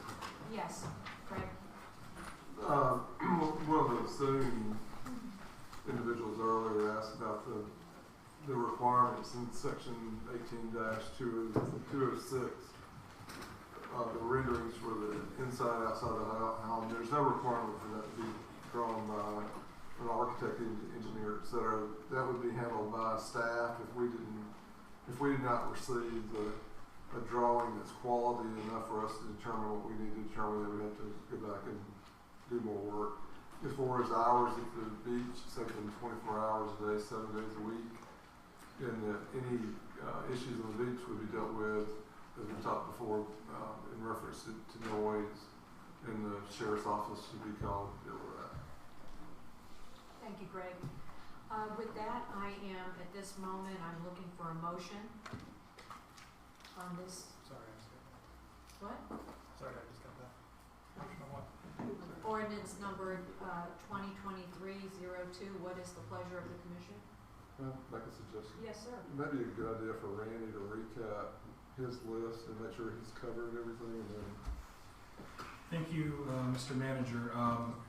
In reference to public comment, I'm aware of the State of Florida v. Dudek case in Indian River County, and it's trying. We've talked about that option on the amplified sound, and we've discussed these factors. Your consensus this evening is as follows. Your consensus regarding water features, no, we will not be adding any restriction on the hours relative to water features, meaning pools, spas, jacuzzis, or other similar things. There's no specific time limit as to that. And again, that was grounded in the discussion concerning noise ordinances and restrictions. Your consensus was to add language similar to that governing being respectful of noise in the advertising requirements, and the language referenced there is a language that appears in the required posting. As to occupancy, your consensus was to leave the restrictions, at least at this stage, your consensus is to leave the restrictions as they stand, but extend the vesting period for 2 years. So it would be for 2 years, anybody who can establish that they were a lawful rental before the adoption of this ordinance will be able to have an occupancy up to 12 guests. I will tell you that when we had this in a previous draft, there was a higher number within the CT district. If you wish to make that absent any direction, I will likely, to the extent there were CT provisions, I will likely revert on second read drafting to those that were there, absent direction to the contrary. There was the discussion briefly about party houses and legislating them. There was no consensus to move forward on that in any specific way. The discussion was for re-establishing the CT district as within the zone of regulation for this ordinance. By your consensus, the CT district is brought back in to the scope of this ordinance, and the ordinance would be amended accordingly. As to parking, the consensus direction was to create 1 space per bedroom, noting the likely need to tweak, alter, amend that as it relates to the CT district and structures there. That is the consensus direction at this stage relative to the short-term rental ordinance, unless any of you, either in reflection on public comment or your own personal introspection, wish to add anything further. And to piggyback on what Randy just said, in a previous version of the ordinance, as it relates specifically to CT, the cap in the CT district was 14.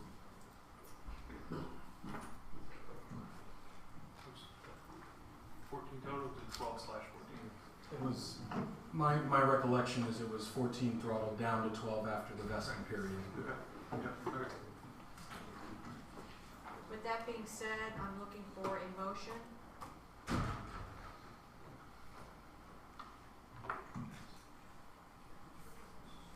I'll motion to approve ordinance number 2023-02. Subject to the consensus direction of the commission. Subject to the consensus direction of the commissioner. Thank you. I'll second that motion. Any comments from the maker or the second? No. Not one.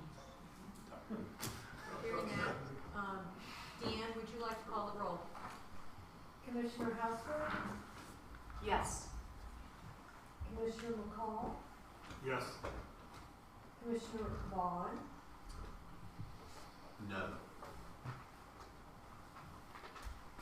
Vice Mayor Baum is not present. Mayor Kennedy. Yes, motion carries. Thank you for coming tonight. We do have others that you can stay for if you would like. Just a couple comments that bother me, and I feel that it's necessary for me to address them. As the senior member of the board now, we have a very young commission. Joe being here for 3 years, Denise for 2, 1 year for Jude, and why I keep mixing you two up, I don't know, and Jude and Lan is brand new.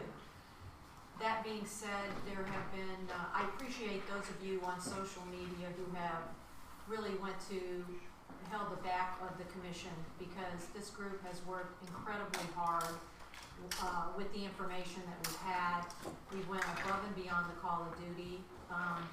For those who have not thought that we have, you either haven't been at these meetings to see what we've been doing, or just comments that are just not true.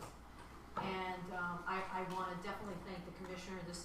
I know when they ran, I don't think that they knew what they were getting into with this kind of thing. We've had these kind of issues in the past, so I'm relatively used to issues that have incredible issues that have to be dealt with. Besides that, Cookie, I knew and I did it anyway.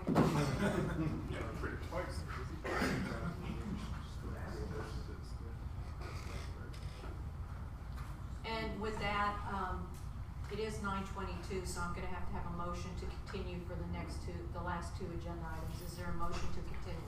I'm sorry, Mayor, I want to make clear the motion you're asking for. Are you asking to continue the items to a later date, or to continue the meeting beyond 9:30 p.m.?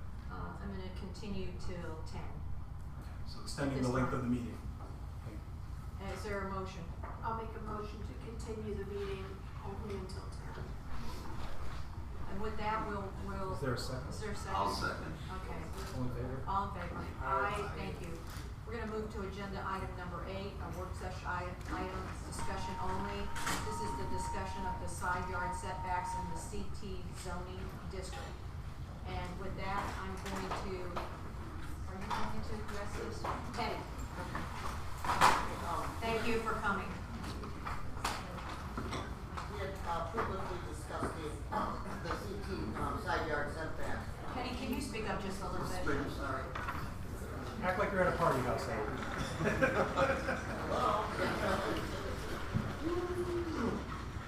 Anyways, we previously were discussing the CT side yard setback and the way the staff was interpreting the code and and how the code is written. You're gonna speak, you have to get on top of the mic. Huh? Get right. You gotta eat the mic. Get close to the mic. Oh my God. There you go. Okay. All right. There you I don't usually get this. go. And those that are in the back, there's plenty of seats, you can move forward now. Go ahead. Okay. All right, we had, discussed the CT district side yard setbacks.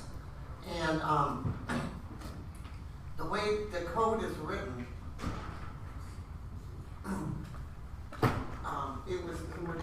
Right, yeah, okay, I don't know if you wanna go on slides, but the staff was interpreting it one way, and, we were asked, to look at this, and apparently that isn't the way it was supposed to be written.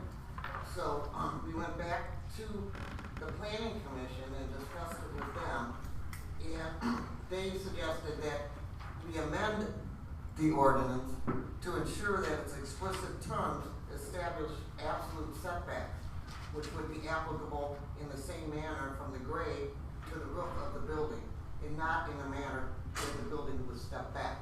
The way the staff was interpreting it was that we were taking the setback at the grade, and then if the building went up to 35 feet or taller, it would step back at the 30-foot level on it. And what RB was saying, that it was supposed to be taken at the grade level. That everything, all the setback will be there. Now, the side yard setback is also based on the width of the building. And that's where it got confusing, is, you know, to talk about the width of the building. Because people would call and say, well, how wide can my building be? And I said, well, let's see, if you got a lot, you know, we've got to come up with this formula to say how much you have left over, and then we were stepping it back at the 30 foot, not at the, we were taking the basic setbacks, and then, excuse me, I'm sorry, it was 12% of the building width is what it was supposed to be we were interpreting at the ground. And then at the 35 foot, it would step in, anything above 30 feet had to go step in 1 foot for every 2 foot above the 30 foot, but up to 46 feet. So what we were interpreting is taking 12% of the building width at the grade, and then at 30 foot, they could step in, I mean, they'd have to step in the building 8 foot almost, to, you know, and then basically go up to 46 feet from there.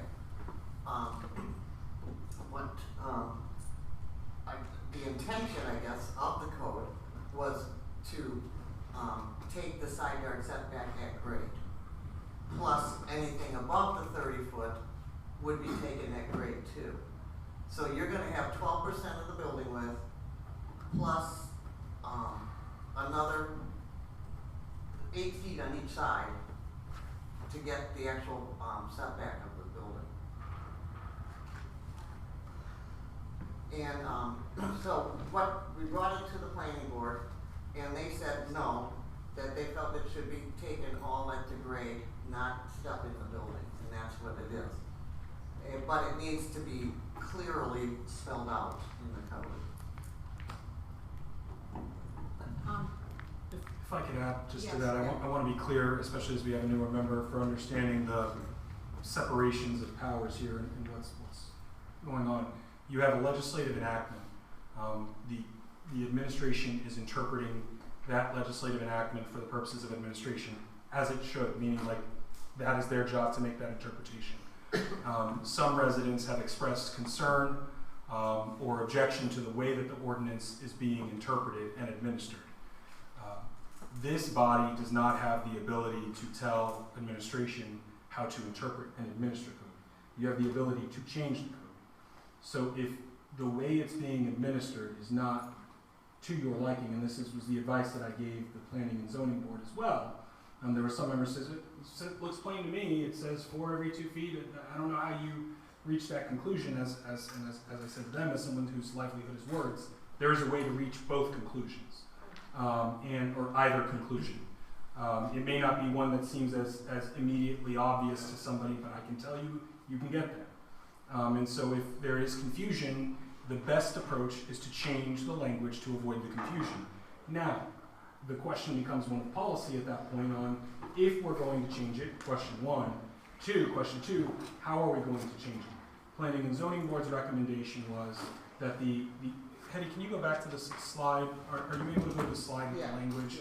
I think the language, one more, I apologize for that. I just didn't have it, thank you. So the language that we're talking about is really in 4 sub 2. It says 4 buildings that exceed 25 feet in height above pilings, the side yard setback shall be a minimum of this. And it says also, 4 every 2 feet in height above 30 feet from grade, 1 foot shall be added to each minimum side yard. The objecting residents who raised this concern stated, well, that what that should mean is the absolute setback, floor to ceiling, should come in. And that is one way to interpret that. Another way to interpret that is as written. It says 4 every 2 feet in height above 30 feet from grade, 1 foot shall be added to each minimum side yard. So for every 2 feet, add. For every 2 feet, add. And that leads to more of a tiered building or wedding cake, as it was described elsewise, result. And that's not an uncommon feature to see in cities with higher skylines, as it allows for more sunlight to get in the higher the building goes. So both interpretations are in line with the language and the ordinary operation of land use codes. But in either case, the way it's being administered is the tiered approach. If that's not what you want, what planning and zoning has recommended to you is you consider changing the language to make it clearer. And if it is what you want, you still may wish to change the language just to make that clearer, but ultimately, should it be changed, and if so, how, is the question being posed to you.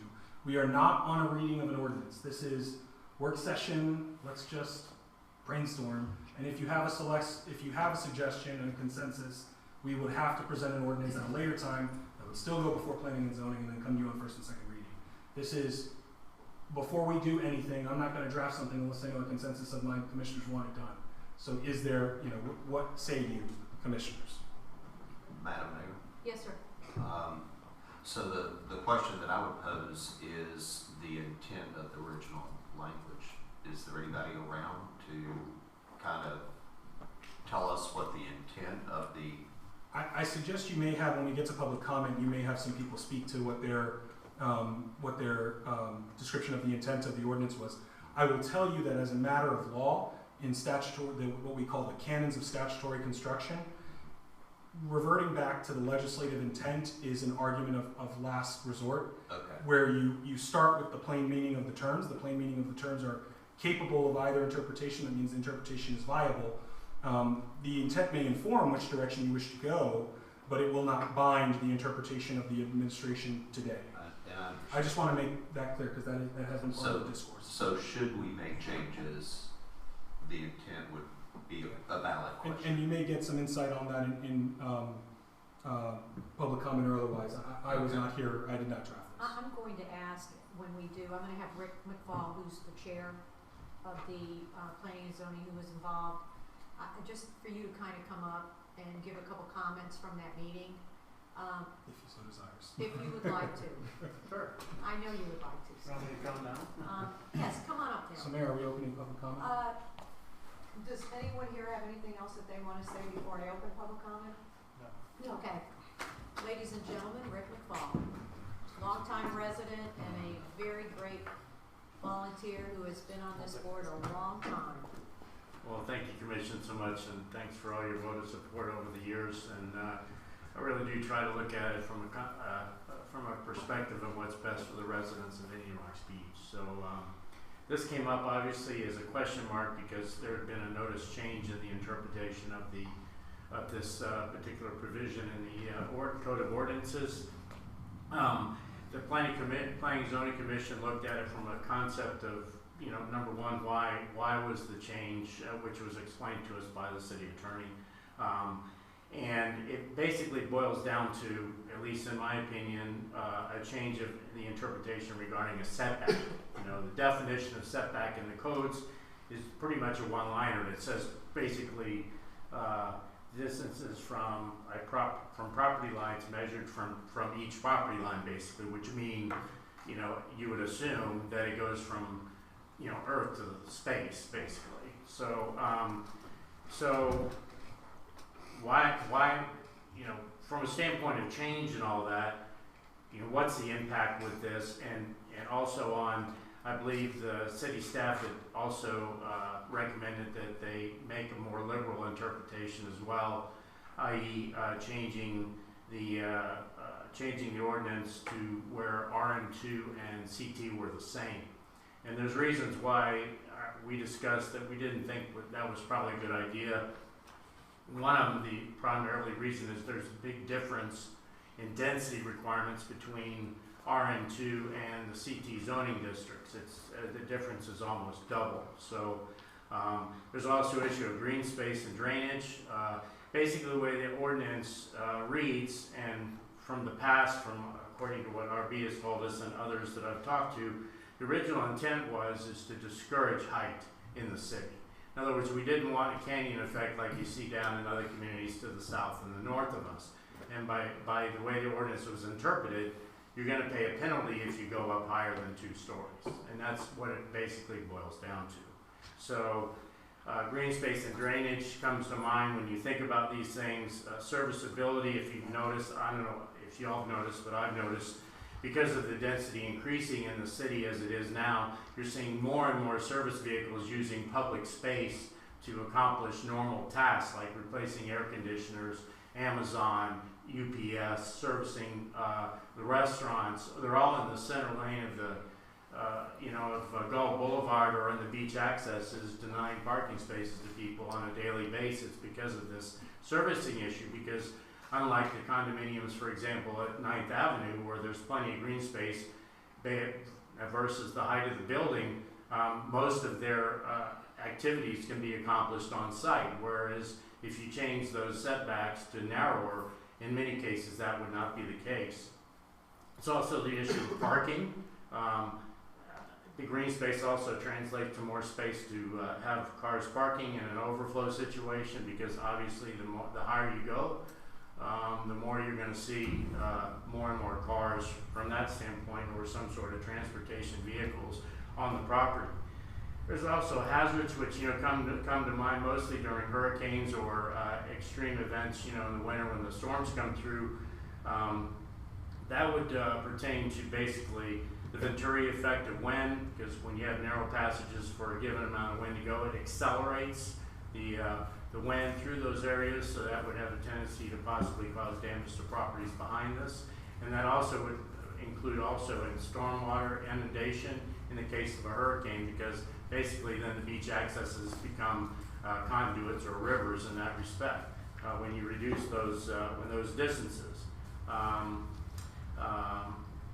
The other part of it, which is purely economic, is what is proposed or changing from, like I said, CT to RM2. You're handing developers a huge bonus from a standpoint of what the allowable square footage will be based on what they are currently allowed to do. There's also the aesthetics of the structures that we discussed, as well as, again, like I said, the board conclusion was basically there's nothing wrong with the ordinance the way it sits now. If we need to clarify the language to make sure that's clear, then that's what we need to do. So, Thank you. Anybody have any questions about that? Does anyone have any questions? Great explanation. Thank you. Thank you. Is there anyone else? It's a pleasure, Is there anyone else who'd like to come up at this time?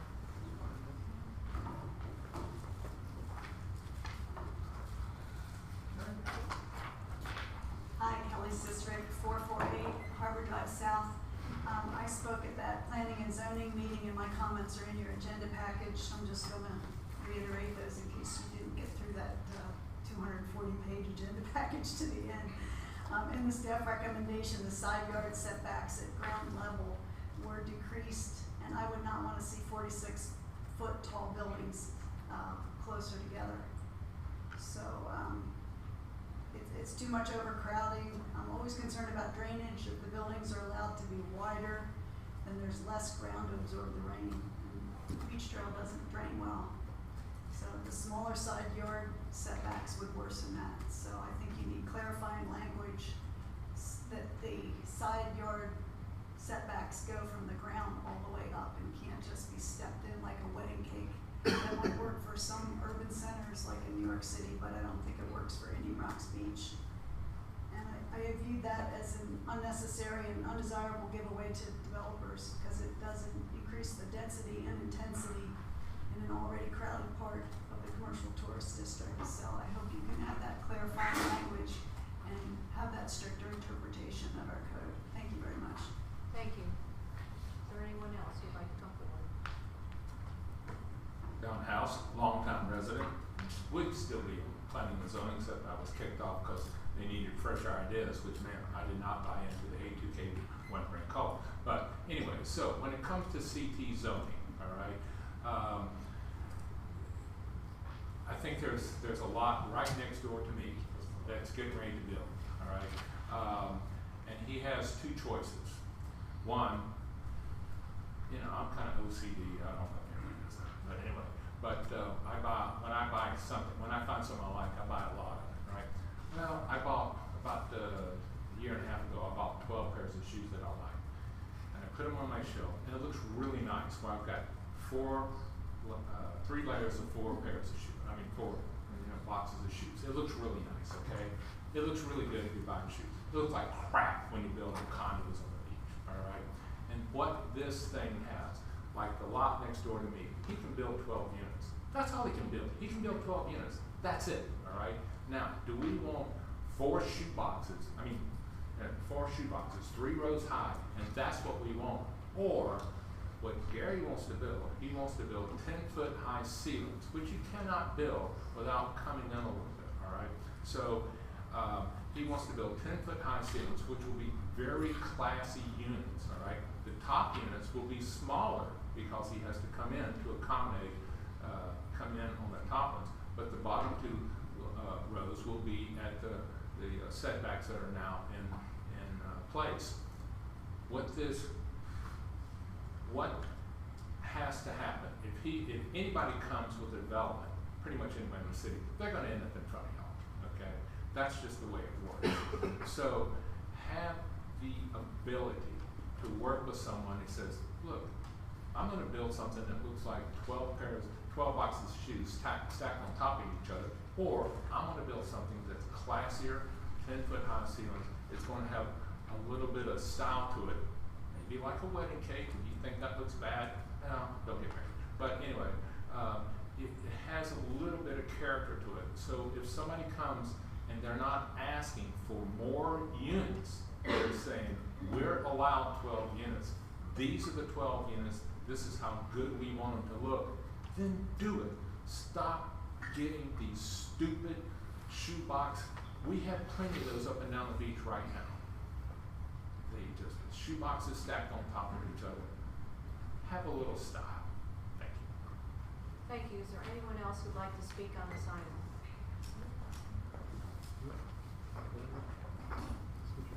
Hello again, John Fansteel, 448 Harbor Drive South. Have you seen, in the 30 years most of you have been here, have you seen any wedding cake shaped house buildings? No, because that was never the intent. This is very simple. They had it where if you went taller, then you had to be narrower so that it wouldn't be so close to each other. Recently, and only recently, it's been interpreted so that, oh, you can do this. And what does that do? It adds extra width to it. Again, like I said, less drainage, more pumps in lots of other ways. The main thing is it gives developers a lot more square footage to sell. So this reinterpretation of it is just a giveaway to developers. And if you go on to the second part of this staff recommendation that the setback requirement for CT should be the same as RM2, there is no need for that. It is a pure giveaway to developers. It increases crowding.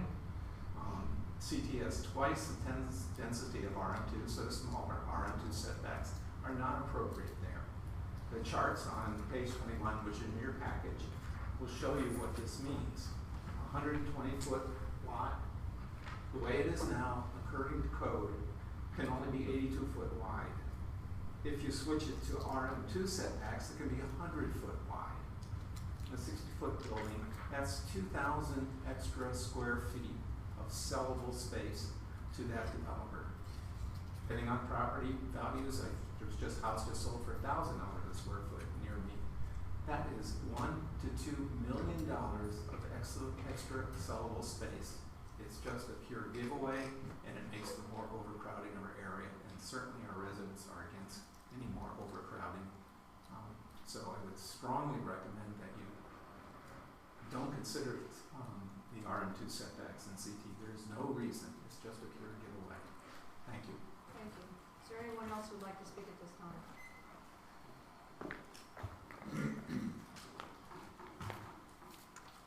Harvey Johnson, 1206 Beach Trail. And you know, what John just said is correct. Most of the buildings that are on the west side of Gulf Boulevard, the larger buildings that this is affecting are condos. And condos have been built in our city since the mid-70s.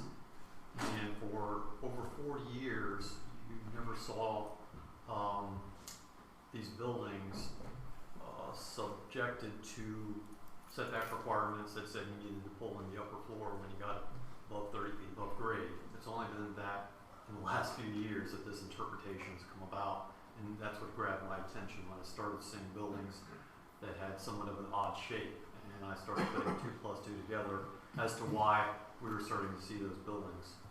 I agree with what the planning and zoning board was saying, that the current setback requirements for CT are fine. All what's needed is clarifying language to make certain that it could not be interpreted different than what the plain English meaning of the terms are. No more stepping back at 30 feet above grade. You just add the extra setback at grade. I mean, the purpose of the setbacks for CT are to address the width of buildings. The wider the building, the more you pull back your setback. The taller the building, the more you pull back your setback. And it's the setback at the ground. That's just the basic idea. It's not that complicated. It's not that difficult to understand. I don't think it's that difficult to put clarifying language to that effect in there, and then just to move forward from here. And I just think that's in general for the best interests of City of Indian Rocks Beach, and that's the underlying intent of the language that's in there. It's unfortunate that there's any opening for any ambiguity in that language. We need to close that opening now and move forward. Thank you. Thank you. I'm going to close the public hearing at this time. Is there anyone else who would like to speak before I close it? Hearing none, I'll close the public hearing. Because this is a discussion item, I'm just going to ask the commission what we have heard tonight. Would we be willing to have Randy just do some very clear and uniform language per the P&Z's recommendations? Yes. Yes. Is everybody okay? We have an agreement here. Randy, are you clear? My understanding of the consensus direction of the body is 1, yes, this ordinance should be amended, and 2, the manner in which it should be amended is in a manner consistent with planning and zoning's recommendation, such that as a building gets taller, the complete uniform setback is moved in. If I've misstated your consensus, please let me know. That's fine. All right, thank you. Thank you. With that, we're going to move on to 8B, work session item. The discussion of code section maximum floor area ratio calculated for mixed use density intensity. With that, Hetty, I'm going to let you. Okay. This came up with a couple of owners along in the professional office district in town here, and we're looking at mixed uses. And the way you calculate a mixed use for our code is that you'll have a lot a certain size. And if you want to put a single family or duplex up above, of that square footage, you have to use 5808 square feet. So let's say you got a 7,200 square foot lot, okay? And then the single family would be, you'd have to use 5808 square feet of that block. Then the remaining square feet was actually like 1392 left over. And you have to use, and if you want to use that for commercial use, you have to use the floor area ratio, which is a 0.40 floor area ratio, so you'd end up with 556 square feet of office space below a duplex. And what the residents are talking about is that why can't we put the office on the whole floor, first floor? I have looked at some different areas, some different communities, also at Forward Pinellas for their office district, and they actually follow what our code says, except that the floor area ratio in Forward Pinellas, I think, is a 0.50 versus a 0.40 on that, and same with I think it was Dunedin. And there's certain areas in different communities that do have special mixed-use districts, but they're a large area, usually for redevelopment purposes, and they do allow a much higher floor area ratio on that. So, specifically on the one that you were talking about, what would the 0.5 ratio make it from? It was 0.4 was 556. Right. Okay, what would 0.5 make it? Just so I have an idea. 696.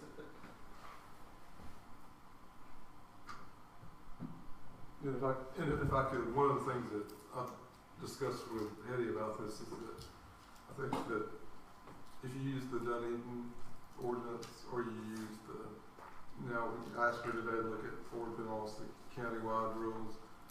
If you even use either one of those, the two individuals that she's talked to about what they're trying to do, even those ordinances would not apply that. Say that again? They would? They would not, if we just, I saw one email said just use the Dunedin ordinance. If we use the Dunedin ordinance and the percentages they have, it would not allow the two people that want to build their buildings. Because it doesn't give you enough square footage to do that, so I just want to make that clear.